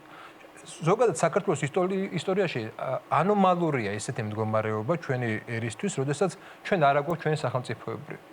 ეს ანომალური მდგომარეობა, ჩვენთვის არ არის ეს ბუნებრივი ისტორიული მოცემულობა და შესაბამისად ვინ რომელი იდეოლოგიისას არ უნდა იყოს, როდესაც ის ხდება ქვეყნის მმართველი, ის ავტომატურად მისი ნება ექვემდებარება აი იმ პრინციპებს, რა პრინციპებზე დგას ეს სახელმწიფო. შესაბამისად მე ვთვლი, რომ დამოუკიდებლობა ეს არ არის არჩევანი, როგორც ესეთი. დამოუკიდებლობა ეს არის რაღაცა ისეთი მოცემულობა, რომლის გარეშეც ჩვენი არსებობა არ შეუძლია. შესაბამისად, აი რომ ავიღოთ ჩვენი ერის რაღაც ისტორია, ხო? ამ ისტორიაში ძალიან ბევრ ადამიანს ვნახავთ, იგივე საბჭოთა კავშირზე საუბრობთ, ხო? იმ საბჭოთა კავშირზე უამრავი ადამიანი, უამრავი ინსტიტუციაც კი, რომელიც იდეაში ამ დამოუკიდებლობის წინააღმდეგ უნდა ყოფილიყო, იმ ინსტიტუტებშიც კი ჩნდებოდნენ ადამიანები, რომლებიც აი ამ დამოუკიდებლობის იდეას ანვითარებდნენ. ჩვენ ყველამ ვიცით, რომ განათლება წესით უნდა ყოფილიყო რაღაც იდეოლოგიური, ხო, საბჭოთა კავშირში. მაგრამ სწორედ ამ განათლების სისტემას შექმნა ის ნაციონალური, ეროვნული რაღაც იდეალები, რომელიც მერე პოლიტიკაში გადავიდა. ჩვენ ვიცით, რომ აგერ საუბარი იყო მილიციაზე, ხო? იდეაში ეს მილიცია უნდა ყოფილიყო ისინი, რომლებსაც უნდა დაიშჩელათ ეს მომიტინგეები და უნდა ყოფილიყო მტრები იდეაში ამ დამოუკიდებლობის. მაგრამ სწორედ ამ მილიციამ კრიტიკულ მომენტში სხვა პოზიციები დაიკავა. და ეს რატომ ხდება? იმიტომ რომ ჩდება რაღაცა მოცემულობა, როდესაც შენი პირადი ხედვა, შენი პირადი დამოუკიდებლობა გვერდზე გადადის და იმ საერთო ნება შემოდის შენში. და ეს საერთო ნება არის ჩვენთვის ეს დამოუკიდებლობის იდეა. განსხვავება, რა თქმა უნდა, 26 მაისსა 18 წლის და 91 წლის 9 აპრილის შორის არის ხორკი იყო ესეთი ჩეხი თეორეტიკოსი ხორხი, რომელიც აღწერს პატარა ერებში სამ საფეხურს ეროვნული მოძრაობის გაჩენის. პირველი საფეხური ეს ყოველთვის ყველა ესეთი პატარა ერში, რომელიც დაპყრობილი არის, ეს არის როდესაც ინტელიგენცია, ინტელექტუალები ინტერესდებიან საკუთარი ფოლკლორით, საკუთარი ტრადიციებით, ისტორიული ნარატივების აღდგენით. ეს შეიძლება მე-19 საუკუნეში მივიჩნიოთ რომანტიზმისა და თეგდალეულობის პერიოდად. შემდეგ ეს გადადის უკვე მცირე, მაგრამ მაინც პოლიტიკურ რაღაც ჯგუფში. ის შეიძლება მასობრივი არ ხდება, მაგრამ უკვე პოლიტიკურ სახეს იძენს. ჩვენ ნახეთ, როდესაც ეროვნული დემოკრატიული პარტია დაარსდა, ხო? მაგრამ მან ვერ მოიპოვა უმრავლესობა და ამ ფაზაში გავიჭედეთ. მაგრამ მესამე ფაზა ლოგიკურად ესეთი ეროვნული მოძრაობის ყოველთვის მიდის უკვე მასობრივ მოძრაობამდე. და საქართველოს გავლო ეს ეტაპები, რა ეტაპებიც საჭიროა ეროვნული მოძრაობის ჩამოყალიბებისთვის და ფორმირებისთვის. ის რა დაიწყო მე-19 საუკუნეში ჯერ ილიამდე რომანტიზმით და სხვადასხვა ესეთი მიმდინარეობდა, შემდეგ უკვე ჩამოყალიბდა კულტურულად უკვე თერგდალეულებში, ის დასრულდა პრაქტიკულად 91 წელს საქართველოს დამოუკიდებლობით. და მივიღეთ ჩვენ დამოუკიდებელი სახელმწიფო, რომელიც უკვე იმ საფრთხეებისგან, რა საფრთხეებიც იყო მაშინ, თავისუფალია. იმის მიუხედავად, რომ უამრავი გამოწვევები ჰქონდა 91 წლიდან დღემდე, ხო? რა იყო იქ ნოა ჟორდანიას წერდა, რატომ არ ეშინოდა ქართულ ადამიანს დამოუკიდებლობის. როდესაც გურიაში თქვიო დამოუკიდებლობის იდეა, პირველი შეკითხვა იყო რუსი თუ გავა, ესე იგი ოსმალო მოვაო. ანუ შიში იმისა, რომ დიდი იმპერიები მოვიდოდნენ, ეს შიში არ იყო რაღაც აბსტრაქტული. ეს იყო ძალიან ისეთ ჩვენ მეხსიერებაში ძალიან ახლოს შიში იყო. მინდა შეგახსენოთ, რომ მონათა ვაჭრობა ძალიან დიდი დაღი დაასვა ჩვენ ეროვნულ მეხსიერებას და პირველი მსოფლიო ომის დროს, როდესაც გამოცხადა ჩვენი დამოუკიდებლობა. სულ ახლახანს მოხდარი იყო სომხების გენოციდი. ოსმალეთის იმპერია ჩვენ არ ვიცით რა გააკეთებდა მას რომ სამხედრო წარმატება ქონოდა კავკასიაში. ჩვენ არ ვიცით, იმიტომ რომ მას უკვე ეს პრაქტიკა, ეთნიკური წმენდების პრაქტიკა მას ჰქონდა. ანუ რეალური შიში არსებობდა დამოუკიდებლობის, მაგრამ რისკის გარეშე როგორც ყოველთვის არაფერი არ ხდება და საქართველოს მაშინ გამოაცხადა. მართალია 3 წელი იყო ეს დამოუკიდებლობა, მაგრამ არსებობს ერთ-ერთი მომენტი, ისტორიული პრეცედენტი. რაღაცა როდესაც იბადება, რაღაცა იდეა, ხო? ის მერე იდეის დონეზე აღარ კვდება. იმ 3 წელმა ძალიან ბევრი რაღაცა განსაზღვრა სამომავლოდ. იმ 3 წელმა განსაზღვრა ის, რომ ეს უკვე ქონდა არა აბსტრაქტული წარმოდგენა დამოუკიდებლობაზე, არამედ კონკრეტული წარმოდგენა დამოუკიდებლობაზე. შესაძლებელი იყო ეს დამოუკიდებლობა და ეს უკვე მეხსიერების ნაწილი იყო. როდესაც ერის მეხსიერების ნაწილი ხდება დამოუკიდებლობა, მერე უკვე მასთან ბრძოლა და მის წინააღმდეგ უკვე რთული. აი აგერ ჩვენზე დიდი ერი არის მრავალრიცხოვანი, უფრო სწორედ ქურთები. ქურთები ჩვენზე მრავალრიცხოვანი ერია. გაცილებით ისე დიდარი რეგიონები აქვს ნავთობით და ნავთობით სავსე და ენერგორესურსების სავსე რეგიონებში ცხოვრობენ. მაგრამ არ აქვს თავი რაღაც სახელმწიფოებრივი მეხსიერება და გამოცდილება და ისტორია. აი პატარა ერმა ჩვენ ვარ პატარა ერს და ქურთები რო აიღო, წესით ქურთებს უნდა ქონდეთ დამოუკიდებლობა და ჩვენ შეიძლება არც უნდა ქონდეს აი ამ მასშტაბურობით რო ავიღოთ. მაგრამ რეალობა მაჩვენე რომ თავი არის ისტორიული მეხსიერება და ეს ისტორიული მეხსიერება განსაზღვრა ის, რომ საქართველოს არის დამოუკიდებელი სახელმწიფო, ხო რომ ქურთები არ არიან დამოუკიდებელი სახელმწიფო. დიდი მადლობა. ბატონო რამაზ, 26 მაისი არ არის მხოლოდ რაღაცა. ქურთებზე არ შემიკითხო. არა. იმიტომ რომ კარგი მოგონებების მეტი ჩვენ თაობას ქურთებთან დაკავშირებით არაფერი. 26 მაისი ეს არ არის მხოლოდ ისტორიული თარიღი. ეს არის რაღაცა გარკვეული პოლიტიკური განაცხადიც, ხო? იმიტომ რომ ძალიან ხშირად არის საუბარი იმაზე, რატომ აღვნიშნავთ დამოუკიდებლობის დღეს 26-ში, რატომ არ აღვნიშნავთ 9 აპრილს და ასე შემდეგ. რატომ არის ეს ასეთი მნიშვნელოვანი პოლიტიკური განაცხადი საქართველოსთვის? და არა მხოლოდ ისტორიული თარიღი. და მე მგონი კითხო დღესაც რა აქტუალურია? უნდა გურღნიდეს.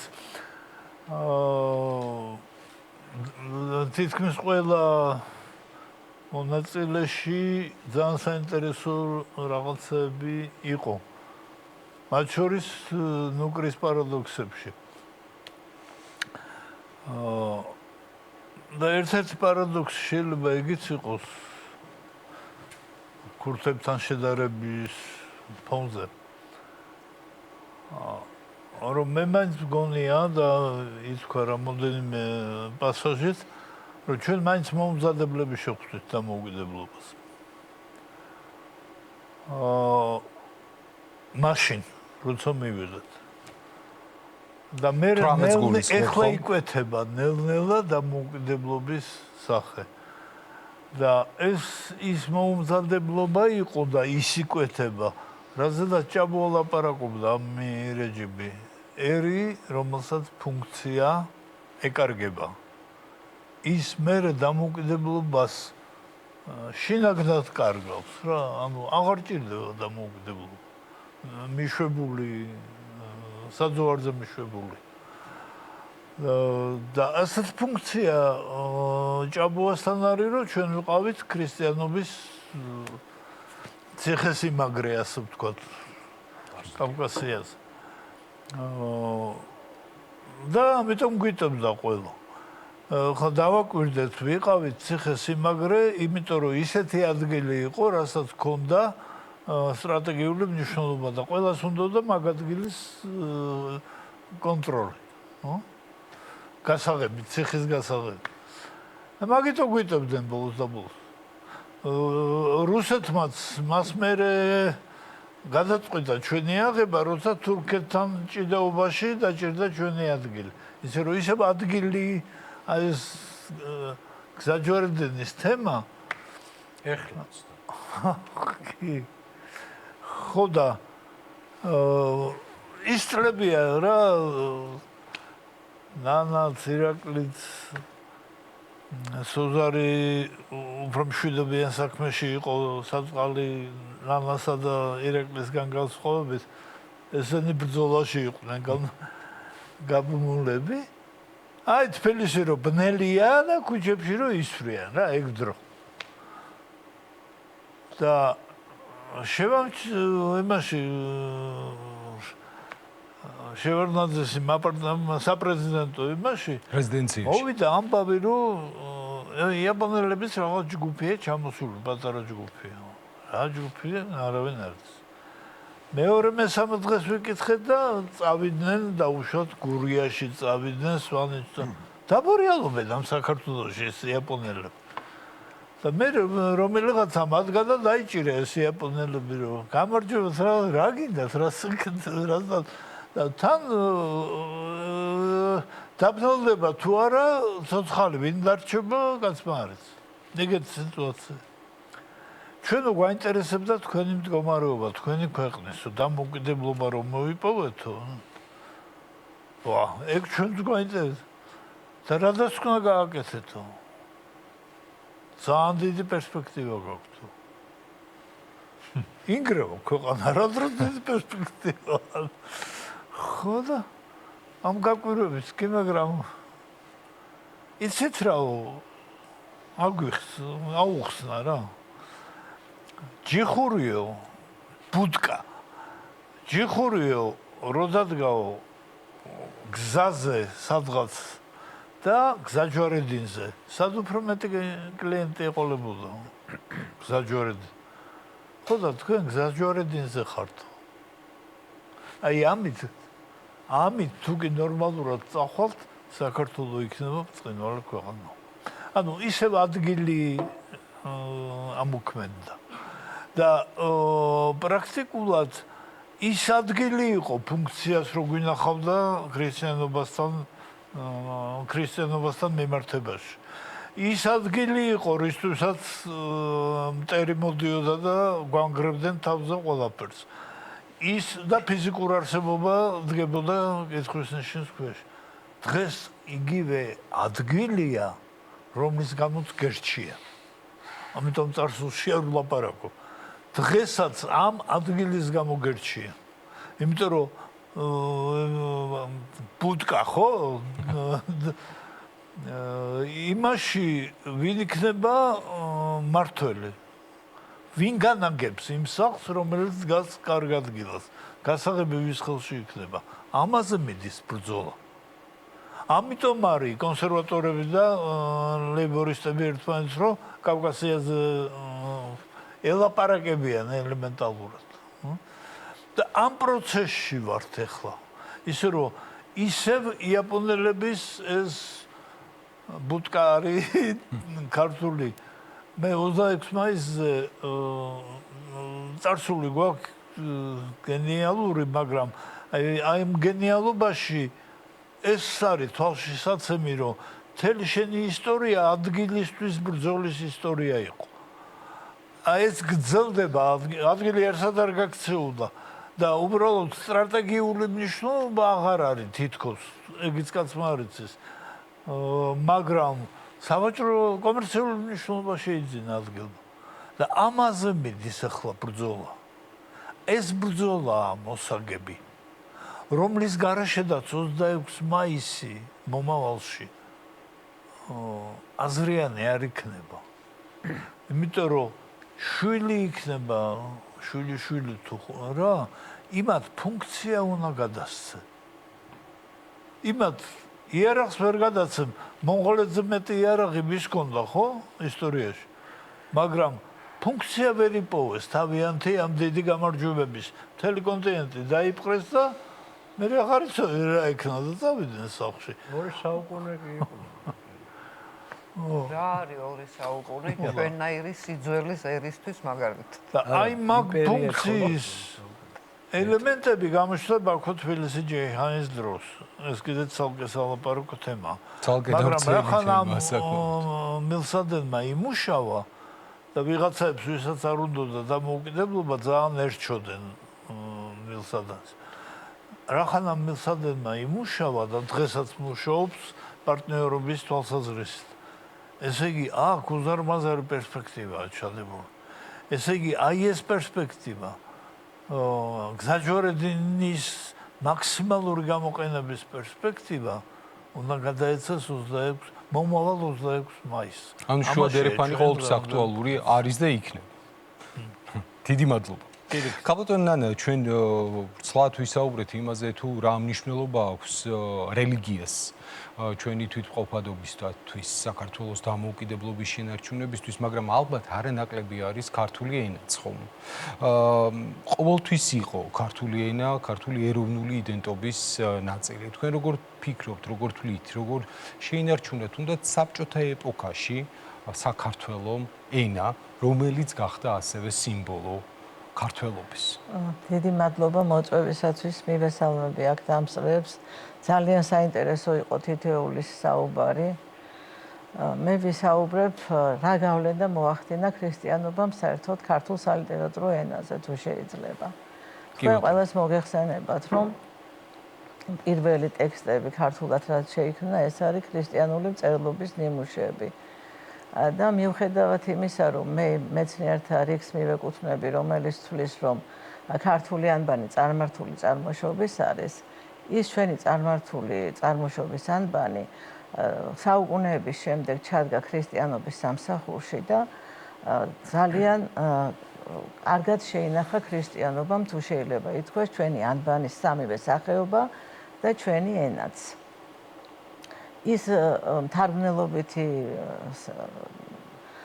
საქმიანობა, რომელიც ამ ეკლესია მონასტრებში ხდებოდა, ძალიან გამოადგა ქართულ სალიტერატურო ენას და აი თანამედროვე გაგებით რომ ვთქვათ, მაშინ შეიქმნა ქართული ენის კორპუსი, თუ შეიძლება ასე ითქვას. და ეს ყველაფერი ქრისტიანობამ შეუნარჩუნა ქართულ სალიტერატურო ენას და დღემდე ასე გრძელდება. რა თქმა უნდა, შემდეგ საუკუნეების მერე ამ საძირკველზე, რა თქმა უნდა, შეიძლება ასე ითქვას, საძირკველზე დაშენდა ჩვენი საერო მწერლობა და მისი გვირგვინი, ჩვენი განუმეორებელი ვეფხისტყაოსანი და სხვა შედევრები. ამდენად ჩვენ მიგვაჩნია, რომ ძალიან დიდი როლი აქვს ქრისტიანობას ჩვენი ეროვნული თვითმყოფადობის ბურჯის, ჩვენი ენის გადარჩენის საქმეში. და ეს ძალიან მნიშვნელოვანია თითოეული ჩვენგანისათვის. ჩვენ წელს სენათმეცნიერების ინსტიტუტმა მივუძღვენით 1700 წლის ქრისტიანობის 1700 წლის თავს 14 აპრილო ღონისძიება. მოწვეული გვყავდა მეუფეც, მაგრამ ვერ მოახერხა სამწუხაროდ მოსვლა. ეს სხვათა შორის მეუფეს იდეა იყო, რომ ბევრი ღონისძიება მიძღვნოდა 1700 წლის თავს და ჩვენ შეძლების დაგვარად ეს გავაკეთეთ მე მგონი მაღალ დონეზე. რაც შეეხება 26 მაისს მე ისეთ გარემოში აღვიზარდე რომ 26 მაისი ბავშვობიდან სულ მესმოდა და ვიწრო წრეში თუ რომელიმე მაყურებელმა არ იცის ქალბატონი ნანა არის ბატონი მუხრან მაჭავარიანის ქალიშვილი და სწორედ ეს მაინტერესებს აი როგორ მწიფდებოდა იმ პერიოდის ქართულ კლასიკოსებში თავისუფლების იდეა. ჯერ ძალიან ვიწრო წრე იყო ამეთი დაინტერესებული მოგახსენებთ მამას მეგობრები აღნიშნავდნენ ხოლმე მე ნელ-ნელა ეს წრე გაფართოვდა და ბოლოს მთელი საქართველოც მოიცვა მაგრამ მე ბავშვობიდან ვოცნებობდი რომ ეს დღე აღდგენილიყო და ამასაც მოვესწარი რომ აღდგა და ჩემი ოჯახის ორმა წევრმა საქართველოს დამოუკიდებლობის აღდგენის აღრძე მოაწერა ხელი ეს არის ჩემი მეუღლე ლევან ახმეტელი და მამა ჩემი მუხრან მაჭავარიანი და მე ძალიან ვამაყობ ამით და როგორი იყო მწერლების როლი იმ პერიოდში აი დამოუკიდებლობისთვის მიმავალ გზაზე იმიტომ რომ ჩვენ ყველას ვინც აი საბჭოთა ეპოქის აი უკვე ბოლო წლები გვახსოვს აქტიური მწერლები მათ შორის ამთქვენ ძირითადად ცოტანი იყვნენ უფრო ეროვნული მოძრაობის მხარდამჭერები სამწუხაროდ სამაგიეროდ ეხლა მე მინდა გავიხსენო ჯერთი ბატონ მუხრანთან ძალიან კარგი და ახლო ურთიერთობა მაკავშირებდა ჩემთვის იყო სამაგალითო პიროვნება მაგრამ რა მინდა გავიხსენო რომ სკოლის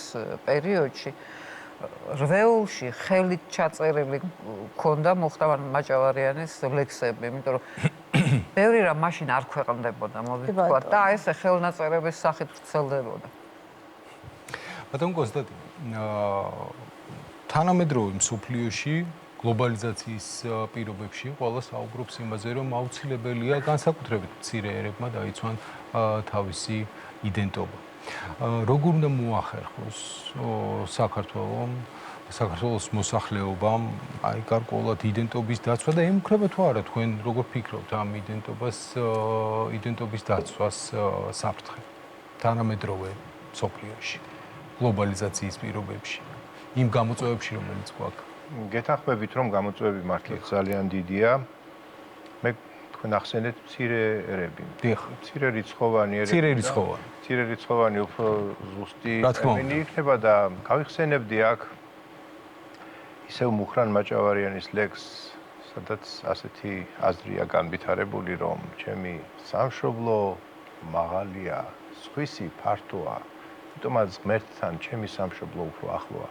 აქ შეჯიბრი არ არის ნამდვილად უბრალოდ დანახულია ის რაღაც რამაც შეიძლება ჩვენ გადაგვარჩინოს ანუ სიმაღლე პირველ რიგში ეს არის ნეობრივი სიმაღლე შემთხვევითი არ არის რომ დღეს ქრისტიანობასთან არის დაკავშირებული და დამოუკიდებლობა და ქრისტიანობა რაღაცნაირად ერთიან კონტექსტში არის წარმოდგენილი საერთოდ დამოუკიდებლობას ირჩევენ ადამიანები რომლებიც არიან სულიერ და გონებრივ ნათელს ზიარებულნი. გაუნათლებელი ადამიანი არ აირჩევს დამოუკიდებლობას, ის აირჩევს მონობას. ეს ასეა. რა თქმა უნდა, ქრისტიანობაშიც პირდაპირ არის ეს ჭეშმარიტება, სცანით ჭეშმარიტი და ჭეშმარიტება მან განთავისუფლდეს თქვენ. ეს არის თავისუფლების ქრისტიანული გაგება და არა რაღაც სხვა თავისუფლება, რომელსაც დღევანდელ მსოფლიო ხშირად გვთავაზობს. თავისუფლება იქ მხოლოდ გამოხატვის თავისუფლებაზე არის დაყვანილი და უკვე აღარც იმაზე აღარ არის გეთანხმებით და მოკლედ ამ საკითხს თავისუფლების ძებნაში რასაკვირველია და ჩვენი კლასიკოსები. ზოგადად იგივე რუსთველს თუ გადავავლებთ თვალს, ერთი აი პროლოგში არის ძალიან საინტერესო ფრაზა, ძალიან საინტერესო ლექსია, სადაც მე ამას ვუწოდებ რუსთველისეულ ტრისექტორალიზმს, სადაც საზოგადოებრივი ორგანიზმის რაღაცნაირ სამ ნაწილად თუ ესე ვთქვათ სამ მიმდინარეობად დაყოფაზეა ლაპარაკი და ეს ბუნებრივად ხდება. რაღაცა ის არ არის აქ ხო, რაღაც ხელოვნური ჩარევა, ან რაღაც ქირურგიული ჩარევა, ნახეთ, მუშა მიწივ მუშაკობდეს, მეომარი გულოვნებდეს, ხამს მიჯნურსა, მიჯნურობა უყარდეს და გამოსცნობდეს, არცა სხვასა და ნუცა სხვისგან დაიწუნოს არცა სხვასა უწუნობდეს. აი ასე არის ამ ლექსში და ეს ტრისექტორალიზმი რას ნიშნავს, რომ ადამიანები არიან ისეთნი, რომლებიც აწარმოებენ, გარკვეულ პროდუქციას ქმნიან, ანუ მუშა, მეომარი, რომელიც არის მართველი და მიჯნური არის ჭეშმარიტების მიჯნური, ანუ ის, ვინც ფილოსოფიას ან მეგობრობს და ჭეშმარიტების მაძიებელი არის, არა და ანუ ეს რაღაცნაირი ერთიანობა ჩვენ გვაძლევს აი იმ პოლიფონიურობას, რომელიც ჯანსაღ საზოგადოებას გვაძლევს. ანუ მივყავართ ჯანსაღ საზოგადოებამდე და სწორედ ჯანსაღი საზოგადოება არის ის საზოგადოება, რომელიც შეძლებს და შეინარჩუნოს თავის თავი იმ ურთულეს გზაჯვარედინზე, რომელსაც ქვია კავკასია. და რაზეც აი როგორც თქვენ ბრძანებდით, გვედავებიან და საკურველია ძალიან რთული არის. ბევრისთვის მომხიბვლელია ეს გზაჯვარედინი. რა თქმა უნდა, ბევრისთვის მომხიბვლელია, რამდენადაც ის ვინც აკონტროლებს ევრაზიის მნიშვნელოვან, ასე ვთქვათ, წერტილებს თუ ზონებს, ის აკონტროლებს მთელს ევრაზიას. აი ეს არის და მთელს ევრაზიას ვინც აკონტროლებს, ის აკონტროლებს სულ მინიმუმ ნახევარ მსოფლიოს. აი ეს არის გარკვეული ლოგიკა აქედან. ანუ დავბრუნდები ისე ვიქრომ, ქრისტიანობა ჩვენთვის არის ძალიან მნიშვნელოვანი რამ, შეიძლება ითქვას მაცოცხლებელი ძალა, რომელიც მოდის საქართველოს მართლმადიდებელი ეკლესიიდან და მე მახსენდება იგივე 1989 წლის 9 აპრილის შემდგომ ის მასობრივი ნათლობები, რომელიც მიმდინარეობდა პირდაპირ მტკვარში და სხვა მდინარეებში. წმინდა ნინოს ნაკვალევზე. წმინდა ნინოს ნაკვალევზე. ეხლა რა არის აქ საინტერესო, რომ საქართველოში, ვთქვათ, ქართლის მოქცევაზე და საქართველოს გაქრისტიანებაზე, რა თქმა უნდა, წმინდა ნინოზე არის ძალიან ბევრი საუბარი. იგივე, ვთქვათ, კვლევებშიც, მაგრამ ძალიან მე ვფიქრობ, რომ გამორჩენილია ისეთი მნიშვნელოვანი მამა ქრისტიანობისა, როგორიც არის ევსტათე ანტიოქიელი. ეს არის უდიდესი წმინდანი, ძვირფასო მეგობრებო, რომელიც თავისი რანგით და თავისი კალიბრით თითქმის უტოლდება პრაქტიკულად ბასილი დიდს, გრიგოლ ნაზიანზელს, გრიგოლ ნოსელს, ათანასე ალექსანდრიელს. აი ამ რანგის მოღვაწე არის ათანასე ამ რანგის მოღვაწე არის ევსტათე ანტიოქიელი, რომელიც ჩამოდის საქართველოში სავარაუდოდ 525 წლის შემდეგ. ის ნიკეის კრების აქტიური მონაწილეა და არიანიზმის დაგმობის 325. ხო, 325 წელია, დიახ, 325 წელს ჩამოდის და მეფე მირიანის თხოვნით და რა თქმა უნდა, დედოფალი ელენეს პირდაპირი, ასე ვთქვათ, ინსპირაციით, შთაგონებით და ქართლის გაქრისტიანების თარიღიც მე ვფეო უნდა ყოფილიყო ალბათ სწორედ ეს 525 წლიდან ძალიან მალე 325 ხო 325 წლიდან ძალიან მალე ელენე დედოფლის გარდაცვალებამდე, რომელიც რაც უნდა მომხდარი იყო 327 წელს, ხოლო უკვე კონსტანტინე იმპერატორი, რომელიც თავმჯდომარეობდა ნიკეის კრებას 327 წელს უნდა იყოს გარდაცვლილი და ეს ძველი, ასე ვთქვათ, განსაზღვრა ამ თარიღისა 327 წელი, როგორც ჩანს, ცოტა გვიანი არის, უფრო ადრე არის მომხდარი. დიდ მადლობა.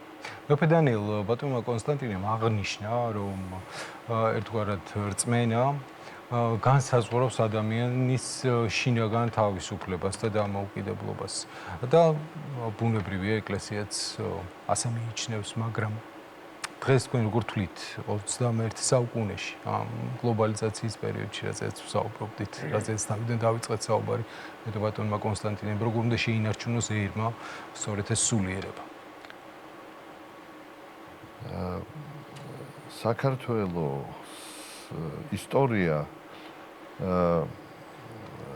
როგორც ნებისმიერი ერის ისტორია იყო ესე იგი მზადება ყოველ შემთხვევაში ჭეშმარიტების ძიება და ამ ჭეშმარიტების ძიების გზაზე გარკვეულ ასე ვთქვათ წარმატების მიღწევა და თუ ჩვენ ქრისტიანობამდელ საქართველოს გავეხსენებთ ჩვენ დავინახავთ რომ მიუხედავად იმისა რომ წარმართულ ასე ვთქვათ აი ამ სარწმუნოებაში მრავალი ასეთი უარყოფითი მხარე არსებობდა ერში ყოველთვის იყო ძიება ჭეშმარიტების არსებობს ასეთი საღვთისმეტყველო ტერმინი სამოთხისებური მეხსიერება.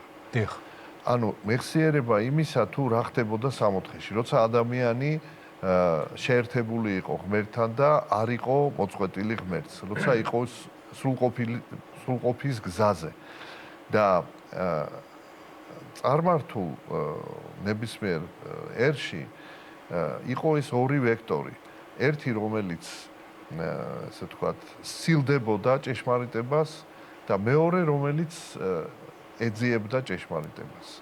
რაც უახლოვდებოდა და აი ამ ჭეშმარიტების ძიების გზაზე საქართველოს მიაღწია ძალიან ბევრ წარმატებას, როგორც ასე ვთქვათ, წმინდა სამეცნიერო, წმინდა კულტურული თვალსაზრისით, სამეურნეო თვალსაზრისით, სახელმწიფოებრივი კულტურის თვალსაზრისით და მე ვფიქრობ, რომ ერთ-ერთი უდიდესი, რასაც საქართველოს ქართველმა ერმა მიაღწია ქრისტიანობამდელმა საქართველოს, ეს იყო ტოლერანტობის საოცარი უნარი.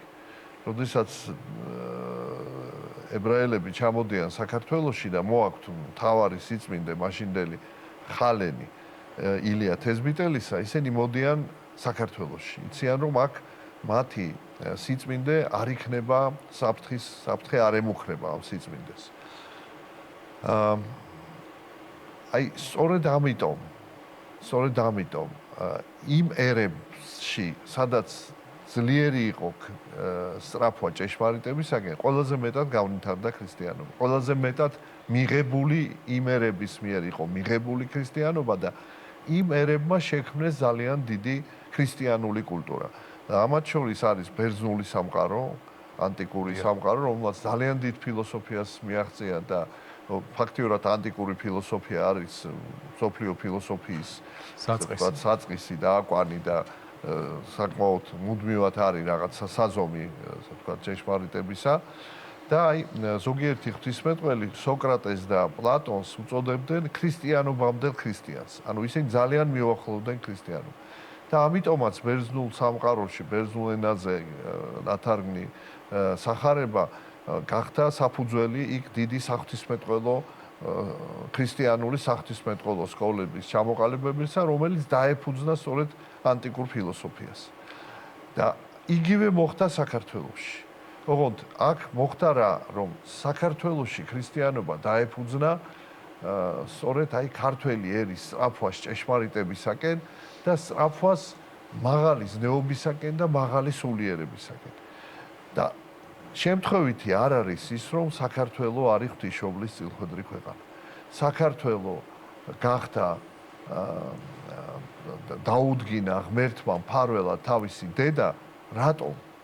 იმიტომ, რომ ამ ერში გამოვლინდა ის სწრაფვა სრულყოფილებისაკენ, ჭეშმარიტებისაკენ, სიწმინდისაკენ, ქრისტიანობამდე გამოვლინდა.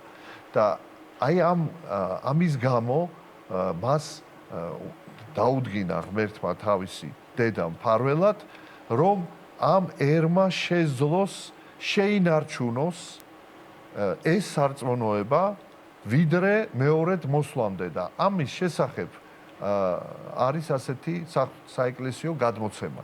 როდესაც ღვთისმშობელს წილად ხვდა საქართველოს, რომ მოექცია საქართველოს და შემდეგ მფარველი ყოფილიყო მისი, მაცხოვარი მას ეუბნება, რომ იგი უნდა დარჩეს იერუსალიმში, რადგანაც იერუსალიმში ახალი ეკლესია დიდ განსაცდელებშია და მას ჭირდება ღვთისმშობლის იქ ყოფნა და გააგზავნოს ანდრია, გაატანოს ხელთუქმნელი ხატი და აი საოცარ რაღაცას ეუბნება მაცხოვარი ამ ხატის შესახებ, რომ ეს ხატი, ხელთუქმნელი ხატი, იქნება შენ წილ ანუ შენს ნაცვლად, სველად შენი ერისა, ანუ ქართველთა უკუნისამდე ჟამთა.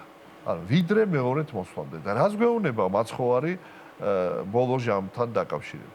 მაცხოვარი ამბობს, რომ როდესაც მოვაო, ესე იგი, ღმერთი მეორედ დედამიწაზე, იხილავს კი იგი სარწმუნოებასო, იმდენად ძნელი იქნება სარწმუნოების შენარჩუნება მეორედ მოსვლის წინ, ბოლო საუკუნეებში. და რას ნიშნავს ეს, რომ საქართველოს მოწოდებულია იმისთვის, რომ მაშინ, როდესაც მთელი მსოფლიო დაიწყებს ქრისტიანულ სამყაროს გულისხმობ, დაშორებას ჭეშმარიტებისაგან, აი ამ დროს საქართველოს უნდა მიაღწიოს ისეთ სულიერ სიმაღლეს, ისეთ სარწმუნოებას, რომელიც გაუძლებს დევნას, რომლის შესახებაც იესო ქრისტე ამბობს, რომ ასეთი დევნა არ ყოფილა არასოდეს. ეს იქნება ყველაზე მძიმე ჟამი. და აი თუ ერი ამას გაუძლებს, ეს ერი უნდა იყოს ძალიან დიდ სულიერ სიმაღლეზე. ამას ქვია ივერიის გაბწყინება. ივერია უნდა გაბწყინდეს, ეს მისი დანიშნულება. და მე ვფიქრობ, რომ სწორედ ის, რაც ბატონმა რამაზმა ბრძანა, აი ეს სწორედ ეს და ბატონმა კონსტანტინემ ევრაზიის ცენტრია საქართველო. ევრაზიის შუაგულია, ხო, გეოგრაფიულად. და კულტურულადაც აღმოსავლეთისა და დასავლეთის ცივილიზაციის შეხვედრის ადგილია, ხო? შეხვედრის. და მთელი ჩვენი კულტურა ერთდროულად იცნობს დასავლურ კულტურასაც, აღმოსავლურსაც და ამ დროს არის სრულიად უნიკალური. და ეს არის აი შუამავალი, ეს არის მშვიდობის მყოფელი აი ამ დიალოგის კულტურის მქონე ერია. და შესაბამისად, აი ამ ერს აქვს მისია, რომ მშვიდობის ყოფილი იყოს, ჭეშმარიტი სარწმუნოება შეინარჩუნოს და მაშინ, როდესაც კაცობრიობას ძალიან გაუჭირდება რწმენის გარეშე, აი იყოს ის კუნძული, ის ოაზისი, რომელიცაც დაეყნობა, კაცობრიობის ის ნაწილი, ვისთვისაც სულიერება, სარწმუნოება, გადარჩენა, ცხონება, ანუ ქრისტიანობის მთავარი იდეა არის, რომ ადამიანი მოწოდებულია მარადიული არსებობისათვის ღმერთთან. აი ვისთვისაც ეს მნიშვნელოვანია, რომ ის აი ამან გადაარჩინოს და შესაბამისად ახლა ჩვენ რას ვხედავთ, რომ ჩვენ გამოვიარეთ უმძიმესი საუკუნეები, როდესაც რწმენა სულ უფრო და უფრო სუსტებოდა. აგაგი წერეთელი ამბობდა, რომ ჩვენ ორი მთავარი პრინციპი დავკარგეთო აი ამ ბოლო საუკუნეებშიო. ჯობს სიცოცხლესა, ნაძრახსა, სიკვდილის სახელოვანი და ესე იგი ჭირსა შიგან გამაგრება, ესე უნდა ვითქვით. ეს დავკარგეთო ჩვენო და ეს უნდა აღვადგინოთო და ილიამ და აკაგვიმ დაიწყეს და ვაჟამ და იაკობმა და მთელმა თერგდალმა დაიწყეს ამის აღდგენა. და ეს გაგრძელდა მიუხედავად იმისა, რომ მე-20 საუკუნეში საშინელი დრო ეს ილიას სული, აკაკის სული, ვაჟას სული, ეს ცოცხალი იყო მე-20 საუკუნეში, ხო ამით ქართული საზოგადოება ამით არსებობდა. და ეს ეროვნული სული თანდათან გადაიზარდა აი ამ დისიდენტურ მოძრაობაში, ეროვნულ მოძრაობაში, დაუმოუკიდებლობა აღვადგინეთ, საეკლესიო დამოუკიდებლობა აღვადგინეთ და ყავდა პატრიარქი, რომელსაც ნახევარი საუკუნე, ახლა უბრალოდ ვიტყვი, გაძლო, საერთოდ როგორ უნდა გაძლო ნახევარი საუკუნე, ეს კაცობრიობის ისტორიაში რელიგიური ლიდერი, რომ აი 30 წელზე მეტი შეიძლება იყოს 2-3 და 40 ნახევარი საუკუნე გაძლო. ეს ხო ფენომენალურია და აი აქ აღინიშნა, რომ სოფლიოს არ ახსოვს ესეთი არა მარტო რაოდენობრივად გაცილება და სიყვარულის გამოვლენა, ხარისხობრივად, თვისობრივად. ეს იყო, მოდით ესე ვთქვათ, ერი, რომელიც სულიერ სიმაღლეზე იყო ასული. რაღაცა ძალიან დიდ ზნეობრივ სიმაღლეზე იყო ასული. რაღაცა სული, ერთი სულით იყო გამშვალული და რა მინდა ვთქვა, რომ აი სწორედ ჩვენ ვართ მომსწრე იმისა, რომ იწყება ივერიის მისიის და ივერიის დაბრუნება თავის მისიასთან, გაბწყინების მისიასთან და ბოლო ჟამიც ახლოს არის, აგერ სანამ ჩვენი შეხვედრა დაიწყებოდა, ჩვენ ტექნოლოგიურ საფრთხეებზე ვლაპარაკობდით და რითი უნდა გაუძლოს ამ ტექნოლოგიურ საფრთხეებს, რომელიც ძალიან ძლიერია და რომელსაც ადამიანისთვის ძალიან ძლიერი. მხოლოდ ერთადერთი რაც გამოცხადებაში იოანე ღვთისმეტყველის გამოცხადებაში წერია რომ ბოლო ჟამის განსაცდელებს გაუძლებს ადამიანი ვისაც შენარჩუნებული აქვს ბეჭედი სულისა წმინდისა. ეს არის მადლი ღვთისა, მადლი სულისა წმინდისა და ეს არის ერთადერთი რაც გვაკავშირებს ღმერთთან, ამან გადაგვარჩინა და ამის აღდგენა მიდრის საქართველოში და დავამთავრებ ჩემს სიტყვას იმით, რომ 1700 წლის აღნიშვნა საქართველოში უნდა იყოს თავარი ამოცანა, რომ ერმა გაითავისოს თავისი დანიშნულება და რეალურად, ესე იგი, გამთლიანდეს ამ დანიშნულების გარშემო. მე თამამად განვაცხადებ, რომ პოლარიზაციის მიზეზი არის ის, რომ ერი არ არის ამ ერთი იდეით გამთლიანებული, რასაც ქვია ქრისტიანობა და უფრო მეტი, რასაც ქვია ივერიის გამწყინვება მეორედ მოსვლის წინ. დიდი მადლობა. მე უკვე არ იყო ალბათ შემთხვევით ის ფაქტიც, რომ საქართველოს დამოუკიდებლობასთან ერთად პარალელურად მიდიოდა საუბარი საქართველოს სულიერ მისიაზე.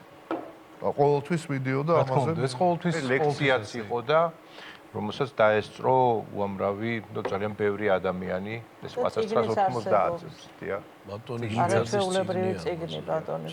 ბატონი იაკლი, ჩვენ ახლა მეუფე საუბრობდა სწორედ იმაზე, რომ სულიერება უნდა დავიცვათ, მაგრამ ასევე ალბათ უნდა დავიცვათ დამოუკიდებლობაც, იმიტომ რომ ეს არ არის რაღაცა მოცემულობა, რომელიც ზოგადად არსებობს, ხო? ეს მუდმივი პროცესია, რომელსაც ალბათ სჭირდება ხელშეწყობა საზოგადოების მხრიდან. როგორ უნდა დავიცვათ დამოუკიდებლობა და სუვერენიტეტი, რადგან ეს ორი ერთი და იგივეა ფაქტობრივად. კი ბატონო. იმიტომ რომ ფლატ ერთი და იგივე არა, მაგრამ ძალიან მჭიდროდ არის დაკავშირებული ერთი მეორის გარეშე. სუვერენიტეტი და დამოუკიდებლობა ეს არის მჭიდროდ დაკავშირებული ცნებები, რა თქმა უნდა, ერთმანეთს გულისხმობენ. სუვერენიტეტში ჩვენ დღეს იმ ნიშნულობას ვდებთ მთელი კაცობრიობა, რაც თავის დროზე ჟან-ჟაკ რუსომ ჩადო, რომ ეს არის, როდესაც უზენაესი ძალაუფლების მატარებელი სუბიექტი არის ერი. აი ეს მაშინ ესე ჩაიდო და არა ვინმე სხვა, არამედ თავად ერი არის უზენაესი ძალაუფლების მატარებელი სუბიექტი. ანუ მე ამ შემთხვევაში აქ გამომსვლელებს პრინციპში ყველას დავეთანხმები და იგივე სულისკვეთებით ვილაპარაკებ, რომ რაც ეხება სწორედ აი დღევანდელ გლობალიზაციის ვითარებაში, როგორ უნდა მოხდეს ჩვენთვის ყველაზე მნიშვნელოვანი რაღაცეების უზრუნველყოფა და დაცვა, რომ გლობალიზაცია ხა პირდაპირ თქვათ, ამას ჩვენ გვერდს ვერ აუვლით, ეს არის მოცემულობა, რეალობა, რომლის იგნორირება ეს შეუძლებელია. ჩვენ ვართ ამ რეალობაში და ამ რეალობიდან ჩვენ ვერ გავიქცევით. ჩვენ ვერ გადავიქცევით ჩრდილოეთ კორეად, რომ რაღაც იზოლაციაში ვიცხოვროთ და მოვწყდეთ, ესე რომ ვთქვათ, ამ საერთო პროცესს და რეალობას. გლობალიზაციას აქვს უამრავი თავისი ნეგატივი და ასევე აქვს თავისი პოზიტივიც, რა თქმა უნდა. საშიში არის, აი ხა ძალიან სერიოზული თეორეტიკოსი ამ სფეროში არის ულრიხ ბეკი, რომელსაც ამაზე წიგნი აქვს დაწერილი და რა თქმა უნდა, გლობალიზაციას თავისი მინუსებიც აქვს და პლუსებიც, მაგრამ საშიში არის გლობალიზმი, როგორც თვითონია, რომელიც არის უკვე იდეოლოგია ნეოლიბერალიზმიდან, სხვაჩვენს მომდინარე იდეოლოგია, გლობალიზმი, რომელიც პირდაპირ ესე ვთქვათ, მიმართულია იქითკენ, მთელი მისი არსი მდგომარეობს, რომ სწორედ ეროვნული ინსტიტუციების აბსორბაცია, შთანთქმა მოხდეს თანმიმდევრულად, ესე ვთქვათ, აი ამ ტრანსნაციონალური ინსტიტუციების მიერ. რაც, რა თქმა უნდა, არის თავისთავად, ესე ვთქვათ, პირდაპირ უდიდესი საფრთხის შემცველი ნებისმიერი ერისთვის და მათ შორის ჩვენთვის, ჩვენისთან პატარა ერისთვის და პატარა ქვეყნისთვის. და აქედან გამომდინარე, ჩვენ კიდევ ერთხელ უნდა გქონდეს კარგად გაცნობიერებული და მადლობა ღმერთს დღეს მე როგორც უყურებ ამაში ხელისუფლებაც და ხალხი არის ერთიანი, რომ ის ფუნდამენტი, რაზეც დგას ქართული სახელმწიფო და რაზეც უნდა იდგეს ქართული სახელმწიფო, ის ფასეულობითი ფუნდამენტი, თუ შეიძლება ასე ითქვას, ეს არის სწორედ დამოუკიდებლობა, სუვერენიტეტი, სარწმუნოება ჩვენი ქრისტიანული და ოჯახის ინსტიტუტი. აი ეს არის ის სამი თავარი ღირებულება და ის ფუნდამენტი, რაზეც ჩვენ ვდგავართ. ეს არის ჩვენი თვითმყოფადობის თუ შეიძლება ასე ითქვას სუბსტანცია და ჩვენ გვჭირდება რა თქმა უნდა მუდმივად ფიქრი იმ მექანიზმებზე და იმ მექანიზმების გამომუშავებას და სრულყოფაზე რომ ეს დავიცვათ, ეს განვამტკიცოთ ჩვენში.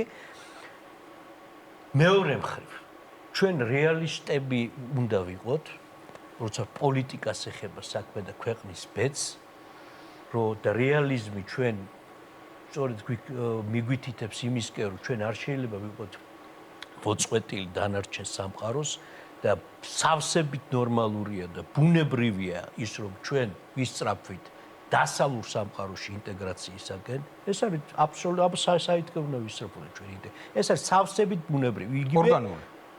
დღეს ევრობიუროკრატია რა მდგომარეობაშია, ახლა ამ რა დეგრადირებულ მდგომარეობაშია, ამაზე მე კი არ ყველა ლაპარაკობს, რა თქმა უნდა, მაგრამ ის რომ ჩვენ გვინდა ევროკავშირში ინტეგრირება და ეს გლობალიზაციის პროცესის გამოხატულება, ეს არის სავსებით ნორმალური, მაგრამ ჩვენი ინტეგრირება იგივე ევროკავშირში უნდა მოხდეს სწორედ აი ამ ჩვენი თვითმყოფადობის დაცვის მყარი მექანიზმებით. ეს იქნება ძალიან რთული პირდაპირ და უკვე ჩანს ტკივნეული პროცესი, აი დღეს ჩვენ ამას ყველა კარგად ხედავთ, მაგრამ ეს იქნება საბოლოო ჯამში გარდაუვალი პროცესი, ამას შეეგუებიან.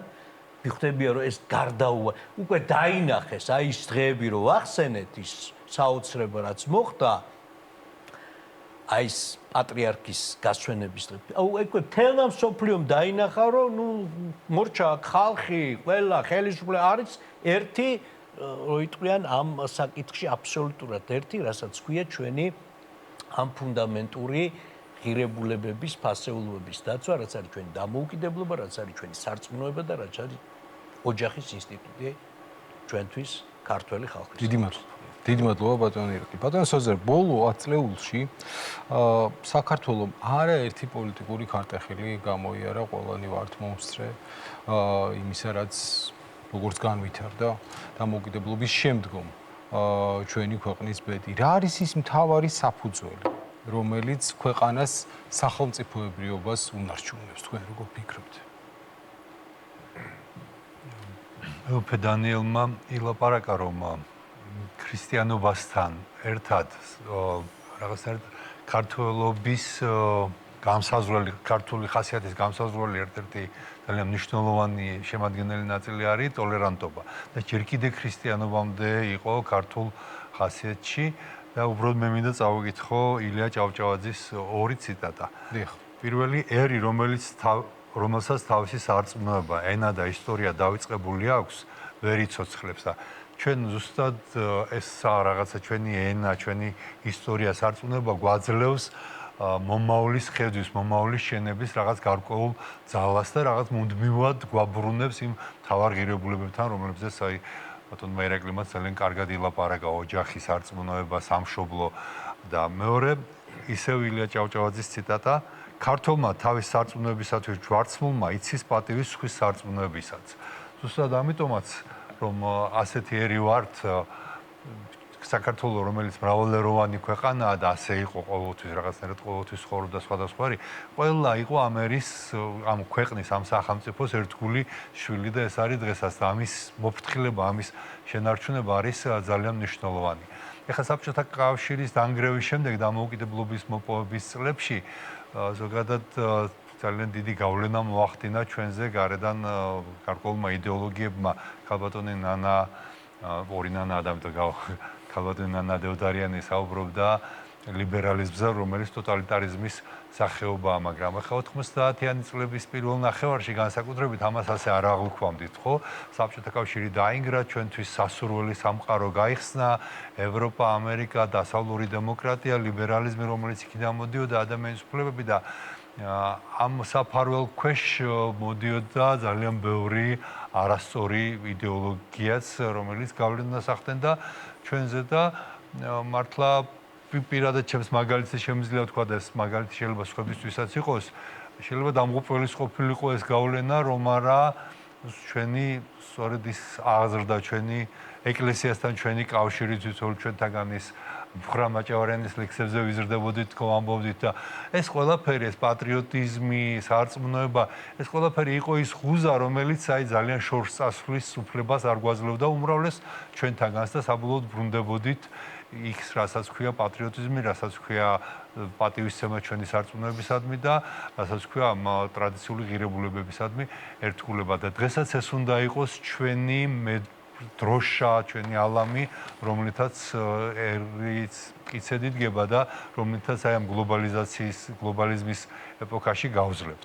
ეს გლობალიზმის რაღაც პერიოდში ისეთი იყო რა, ძალიან მომხიბვლელ იდეებად გვეჩვენებოდა, თუმცა რა თქმა უნდა, როგორც ირაკლი თქვა ბათიაშვილმა, ამ მომხიბვლეობაში არის თავისი პლუსების ბუნებრივი, იმიტომ რომ შანსებიც არის, მაგრამ არის ძალიან დიდი საფრთხეებიც და აქ სწორედ ისევ ჩვენს ტრადიციულ ღირებულებებთან მიბრუნება არის ის ღუზა, რომელმაც უნდა დავგვიცვას და რომელმაც სახელმწიფოებრიობას უნდა შეინარჩუნოს და ეროვნული იდეოლოგიაც, რომელიც საბოლოოდ რა ვიცი, მე დარწმუნებული ვარ, რომ ეს იქნება საქართველოს ტერიტორიული მთლიანობის აღდგენის გზაც.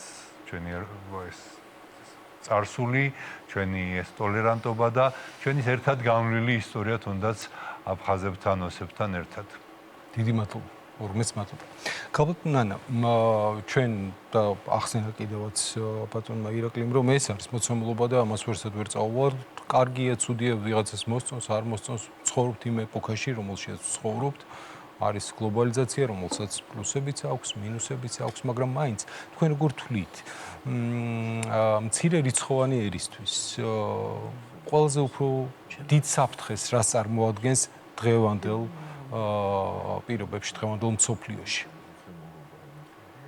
მე ვფიქრობ, ჯერ ერთი მე იმ თავითვე ძალიან სკეპტიკურად ვიყავი განწყობილი იმ ჩანაწერის მიმართ კონსტიტუციაში, რომ ჩვენ ვისწრაფით ევროკავშირში და ევროატლანტიკურ სტრუქტურებში, ჯერ ერთი ეს არ შეიძლება იყოს კონსტიტუციის საგანი, რომ ჩვენ ვისწრაფვით. ნუ აი შეიძლება ჩვენ ერთ დღეს გავიღვიძოთ და ნატო აღარ არსებობდეს ამ სახით, რა სახითაც არის. სად ვისწრაფვით? თუ კონსტიტუციაში შეგვაქვს შესწორება, ევროკავშირიც ამ სახით ვერ გააგრძელებს არსებობას, იმიტომ რომ მორღვეულია ის ფუნდამენტი, საფუძველი, რომელზეც იდგა ევროპული ცივილიზაცია.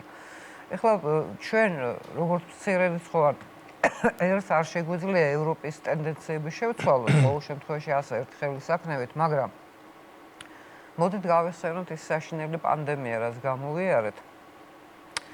და საქართველო იყო ერთადერთი ქვეყანა მსოფლიოში, იმ ჩაკეტილ მსოფლიოში, სადაც წირვა-ლოცვა არ შეწყვეტილა, ეკლესიები არ დაკეტილა და სააღდგომო ლიტურგია აღევლინა.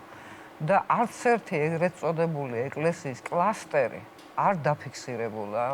ეს ყველამ ძალიან კარგად იცის მედიკოსების ჩათვლით. ანუ არის რაღაც სხვა ისევ რწმენისმიერი, ისევ სულიწმინდის მადლისმიერი, რასაც მოაქვს თავისი შედეგი. უბრალოდ ზოგიერთი ადამიანი ჯერა არ გაიზარდა იქამდე, რომ თავის თუ არ დაინახოს და დარწმუნდეს, რომ ეს ნამდვილად ასეა. მე ვფიქრობ, რომ აი სახელმწიფო ქვეყანა ერი, რომელსაც აქვს ანატორი საკლდამები. ეხლა ეპიდემიის გამო გამახსენდა, სადაც ადამიანები ჭირიანობის დროს საკუთარი ნებით მიდიოდნენ და ცოცხლად იმარხებოდნენ, რომ ეპიდემია არ გავრცელებულიყო. მე ვფიქრობ, რომ ამ ერს და ამ სახელმწიფოს, ამ ქვეყანას არ ჭირს სხვისი ჭკუის დასარეგებელი ნამდვილად არაფერი. ჩვენი წარსული არ უნდა გაგვექცეს. აი როგორც ქვიშაგარბის თითებს შორის, ხო? იმას უნდა ჩავეჭიდოთ, რაც ყველაზე მთავარი და ფასეულია და ეს გადაარჩენს უთუოდ და არა მარტო საქართველოს, იმიტომ რომ საქართველოს მარტო პატრიარქის გასვენების დღეებში კი არ დაინახა ეს. და საქართველოს ისედაც იცოდა რომ ეს ასეა, მაგრამ სოფლიომ დაინახა უკვე, იმიტომ რომ ეს მნიშვნელოვანი მოვლენა იყო და ყველგან გაშუქდა და ეს მართლა შოკის მომგვრელი იყო. შეიძლება ხმამაღლა ამაზე არ ლაპარაკობენ, მაგრამ შოკის მომგვრელი იყო.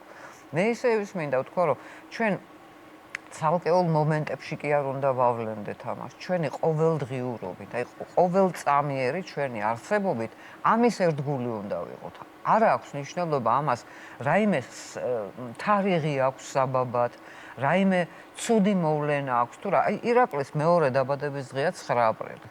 ირაკლი მორგში წაიყვანეს, გარდაცვლილი ეგონათ.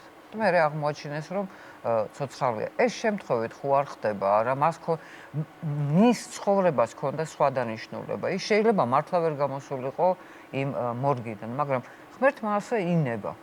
და ჩვენ ყოველ ჩვენგანს, ვისაც გვაქვს ჯერ კიდევ ხიბლი და ილუზია, რომ ჩვენი მეცადინეობით, ჩვენი სულის სიმტკიცით, ჩვენი მონაცემებით ვაღწევთ რაღაცას, ერთ მომენტში ადამიანი წმონდება, რომ არა ღვთის შეწევნა ეს არაფერი არ იქნებოდა. ამ ხიბლიდან ჩვენ უნდა გამოვიდეთ. რაც შეეხება იმას, რომ ჩვენ ვართ ღვთისმშობლის წილხვედრი ქვეყანა, კი, ამას ჩვენი ისტორიის ყველა ეტაპზე მიხვდებოდა ადამიანი. ხანდახან იქნება ჩიხური სიტუაცია, რომლიდანაც გამოსავალი არ არის და უცებ მოვლენები შემოტრიალდება ისე, რომ საქართველო გადარჩება ხოლმე. მე ეს ნამდვილად მწამს, ეს ჩემთვის არ ზღაპარია, არც გადმოცემაა, არც სადღაც საკითხული. ნამდვილად ვიცი, რომ ეს ასეა და რაც შეეხება იბერიის გაბრწყინება, დიახ, სხვა მოცემულობა და სხვა ვარიანტი ამ საქმეში არ არსებობს. ეს ნამდვილად იქნება ასე და ამას ბევრი კი არ ჭირდება. უბრალოდ ყველა ჩვენგანმა საკუთარ სულში ჩავეხედოთ და მე ქათამა წყალი დარლიო და ღმერთს მაღლა ახედო და მე ზემოთ ავიხედოთ. და დავფიქსდეთ, სწორად ვაკეთებთ ყველაფერს თუ არა. ზოგჯერ თქმას ჯობს არა თქმას და ზოგჯერ თქმითაც დაშავდებისო, ხო? ძალიან მნიშვნელოვანი ადამიანის პირადი პასუხისგებლობა საკუთარი ოჯახის, საკუთარი ქვეყნის, სახელმწიფოს, ერის წინაშე და ღვთის წინაშე რაც მთავარი. და ალბათ ძალიან მნიშვნელოვანია ისტორიული გამოცდილების კარგად გააზრება. მუკრი, აი, როგორ ფიქრობთ, თანამედროვე გეოპოლიტიკურ ვითარებაში რა არის, რა უნდა იყოს საქართველოს მთავარი სტრატეგიული ამოცანა? არსებობს გეოპოლიტიკური მოცემულობები და არსებობს ალბათ ყველა დროში ერთი მნიშვნელოვანი მოცემულობა, ჩვენ როდესაც ვსაუბრობთ, რომ რაღაც უშედეგო მდგომარეობიდან გამოვედით, ესე გამოსვლა არ ხდება, ხო? აი თუნდაც დავით აღმაშენებლის ისტორიკოსაც უწერია, როგორ მდგომარეობაში იყო საქართველო დავითის გამეფებამდე. ჩდება რა ჩვენ ისტორიაში ყოველთვის ჩდება ვიღას ადამიანები, რომლებიც ამ ძიმე მდგომარეობიდან გამოყავს ქვეყანა და ეს ადამიანები არ არიან მარტო წარსულზე ორიენტირებული. ამიტომ ერი არ არის მარტო წარსული. ერი არის ის, ვინც საკუთარ მომავალსაც ხედავს. როგორ მომავალს ხედავს? აი ძალიან დიდი მნიშვნელობა აქვს ამას. ჩვენ ახლა მომავალს აშენებს წარსული შეცდომების გათვალისწინებით. რა თქმა უნდა და მასშტაბური აზროვნებით. ანუ მასშტაბური აზროვნება და ვაღიაროთ, რომ ჩვენ ჯერ აზროვნება და მე მასშტაბური რა თქმა უნდა. ვაღიაროთ, მოდით, რომ ჩვენ რაღაცა ისეთი სოფხედელობა შეგვექნა, რომ ჩვენ რაღაც დამოუკიდებელი რაღაც სააზროვნო ლოგოს არ ქონდა, რაც დასავლეთში ხდებოდა ავტომატურად ჩვენთან მოდიოდა. ჩვენ ამ წლების განმავლობაში ეს ასაღიარებელია და ეხლა ამ მდგომარეობაშიც ვართ, იყო სიმულაციური პროცესი. მე ამას სიმულაციური პროცესი ვეძახი, რაც დასავლეთში ხდება, იმის უშინაარსო, ან აბსოლუტურად ეს კოპირება. და ეს კოპირება ეს აზროვნების მასშტაბს კლავს. ჩვენი თავარი მომენტი რა არის, ზღაპარიც არის, ხო? ნაცარქექიაც ხო დებებთან, დებები ხო ეს იმპერიების ალეგორია, ხო ხდებით და ნაცარქექია საქართველოს. იმ იმპერიებს რო შენ აჯობო, შენ კარათიც რო ფიზიკურად ვერ აჯობებ, შენ უნდა აჯობო გონებრივად და შენ უნდა ხერხეთი. და შენ თუ ხარ მიმბაძველი, შენ ამ ხერხს ვერ აძვრი გამოიგონებ. შენ ყოველთვის სხვა დაგასწრებს ამას. შენ არ უნდა იყო მიმბაძველი. ჩვენი მთელი ეს პერიოდი, ეს მიმბაძველობა ჩაკლა ჩვენში, მე ეს გქონია, აი ეს სულისკვეთება, ეს მასშტაბურობის სულისკვეთება. იმის მიუხედავად, რომ ჩვენ დამოუკიდებელი სახელმწიფო არ ვიყავით თერდალეულების პერიოდში, ხო? ამხელა მასშტაბური პროექტი იყო მაშინ. და აი ამ მასშტაბურობამ გააცოცხლა ქართველი ერი, ხო? აქამდე მოიყვანა. დღემდე პრინციპში აი ამ ნარატივი რა არის? ამბავი, რომელსაც ყველას გვჯერა. აი ეს ნარატივი, რომელსაც ყველას გვჯერა, ეს მაშინ გაჩნდა. რა თქმა უნდა, ძველი ნარატივების გვაქვს, მაგრამ ის ძველი განახლებას საჭიროებდა და დღემდე ეს ამბავი გვაქვს. ჩვენი მომენტი ის არის, რომ ძალიან ბევრი ნარატივი გვაქვს და ამ ნარატივების უგულებელყოფა ხდება ძალიან ესეთი მაგრა და ამის ნაცვლად ვიღებთ რაღაცა აი კლავ სიტყვას გამემარ სიმულაციას. სიმულაცია ეს არის ადამიანი, რომელიც ბაძავს სხვას, რომელსაც არ აქვს საკუთარი იდენტობის წერტილი და რომელიც ვერ ხედავს საკუთარი თვალებით სამყაროს.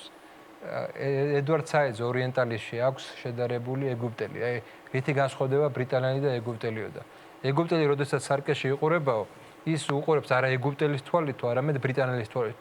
ჩვენს ესე იგი ჩვენ გვინდა ისეთებად უყუროთ საკუთარ თავს, როგორ ითქვას, დაგვინახავენ სხვაგან. ანუ ჩვენი თვალების ყურება, ჩვენი თვალებით ყურება დაგვავიწყდა.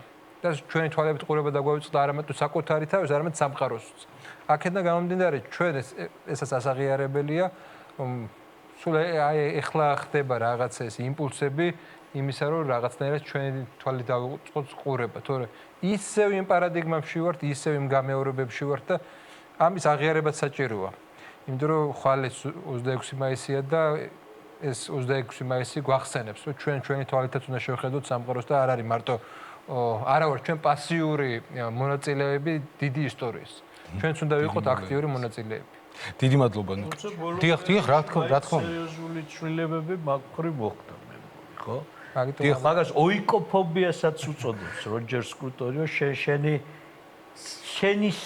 შენი ცხვენია და შენის ესე რომ თქვა თავისებური შიში გაქვს და სულ სხვაზე ახდენ აპელირებას. ესე რომ, მაგრამ მე მგონი ახლა რაღაც ზურები ხდება ამ ჩვენსაც. 30 წელზე მეტი გავიდა ზუსტად გამსახურდიას ერთი წერილის გამოქვეყნებიდან, სადაც ეს ამბობს ძალიან ნიშანდობლივ ფრაზას, რომ ჩვენ ერთ იმპერიას იმიტომ არ დავაღწიეთ თავი, რომ მეორე იმპერიაში ამოვხოთ. და დღეს აი ამდენი წლის მერე ეს საკითხი ბევრად უფრო აქტუალური გამოჩნდა. ანუ ის, რასაც იმ თავითვე ხედავდა ზუსტად გამსახურდია, ჩვენთვის ნათელი გახდა სრულად კონკრეტული მოვლენების და ტენდენციების გამო. და ამიტომ ეს მნიშვნელოვანია ჩვენი დღევანდელი საკუთარი თავის აღქმისთვის და მსოფლაღმისთვისაც. ნამდვილად. ბატონო რამაზ, კი ბატონო. მართლა ირაკლიმ რას თქვა, რომ დღეს რასაც გავლენასაც ახდენ საქართველოს სოფლიოში მიმდინარე პროცესებზე, აი გაცილებით დიდია იმ ზომაზე, იმ ძალაზე, რომელიც საქართველოს აქვს, მაგრამ რაღაცნაირად ჩვენ შევძელით სოფლიო ნარატივის, ასე ვთქვათ, შეცვლა და განსაკუთრებით ეს ევროპის კონტინენტზე. დიდი მადლობა. შეიძლება ნუკრის რა თქმა უნდა. შევეხიდო, შევეკამათო რავე. ნუკრი აბსოლუტურად გეთანხმები კიდეც და მომწონს კიდეც. მაგრამ ის რასაც შეინთხო, ის ილიას ხვედრია, იაკობის ხვედრია. რასაც ირაკლი მე რამდენჯერმე გაიხსენა პატრიარქის დაკრძალვა. იქ მთელი ერი იყო. მთელი ერი იყო ისეთი, როგორ თითოეული იყო ისეთი, როგორც მეორე. აი იქ იდენტობის დაკარგვამ შექმნა ის სურათი, რაც იყო. ანუ არის სიტუაცია, სადაც იდენტობა გვერდზეა გადასადები და ბრძოლის სიტუაციაც ეგ არის და არის სადაც აუცილებელია. ანუ ილიაც საჭიროა და ჯარისკაციც საჭიროა რა გააჩნია როდის როგორ. მე უკვე ალბათ ან შემეკამათებან და მიდასტურებს გონი ჯვრის მონასტერში არის ლითონის ფირფი და იატაკშიო მასე გამიგია რომელზეც წერია მტკიცე დეგ ეკლესია შეურყევლად საეკლესიო გარემოში ქართულმა ჩადო მტკიცეთ დეგ ანუ იბრძოდა იქაც აი ეს ბრძოლის იგივე პატრიარქის დაკრძალვის დროს რამოდენიმე ასეთ ფრაგმენტი იყო ვიღაცასთან ტელეფონმა დარეკავა ბავშვი და მშობელი გაუჯერდა ხო გითხარი გამორთე ტელეფონია ანუ აი სამარისებული სიჩუმე რასაც ყველა ახსენებს რომ სიჩუმე იყო ამდენი ხალხის ის არ იყო შემთხვევაში ის მოიპოვეს ბრძოლით ის გლოვა რომელიც ყველას დაამახსოვრდა ასე ავტომატურად არაფერი ხდება ბრძოლა უნდა ყველაფერს და თან ერთად ბრძოლა უნდა უამრავ რამეს ოღონდ იქამდე სანამ გავერთიანდებით ბრძოლაში იმის გარკვევა საჭირო რაში უნდა გავერთიანდეთ ჩვენ ეგა გვაქვს ჯერ ბუნდოვანი რას ნიშნავს ევრაზიულ ხიდზე გაკვეხებული ქვეყანა? რა უნდა იყო? ხო და აი ამ ღირებულებით დაპირისპირებაში ჩვენ როგორ უნდა ვიპოვოთ საკუთარი ადგილი? ის რა არის?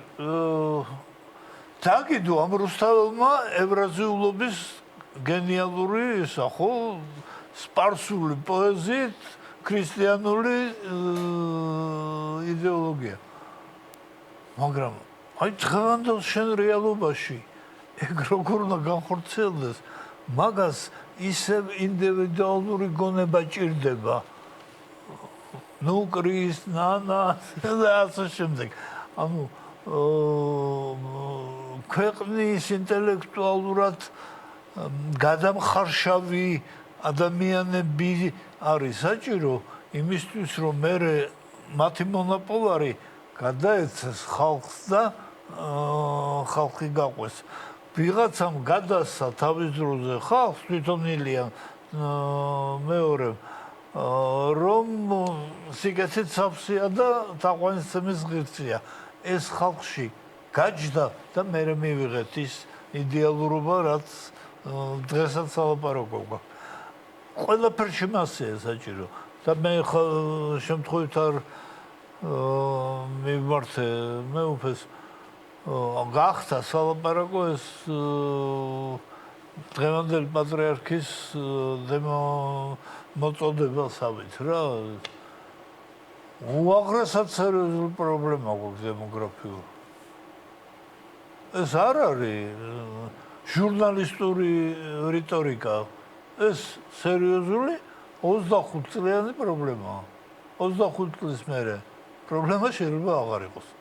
იმიტომ რომ ერიც შეიძლება აღარ იყოს. ანუ წავიდეს უკვე ამ ხრივ ვართ რა ძალიან სერიოზულ იმებში გაჭედილი. აი ამ ხრივაც გჭირდება ის ერთიანობა, რაც თავის დროზე მეორემ შექმნა ცოტა ხანს, ოღონდ აღარ იყო რა ერთი აფეთქება ხალხს. უამრავ რაღაცაში გჭირდება ამ ტიპის ერთიანობა. ოჯახი, გაუნათლებლობის პრობლემა საშინელი. და ჩვენ თაობაზე როა ლაპარაკი ერთმანეთს სირცხვილი იყო თუ არ გქონდა საკითხული ის რაც იმხნად ჩემ თაობაში ტრიალებდა ხო? ანუ ჩვენ ერთმანეთს ვზდიდით. არც ერთ მასწავლებელს, არც ერთ მშობელს მე მგონი არ უთქვია, გინდა თუ რა წაიკითხო.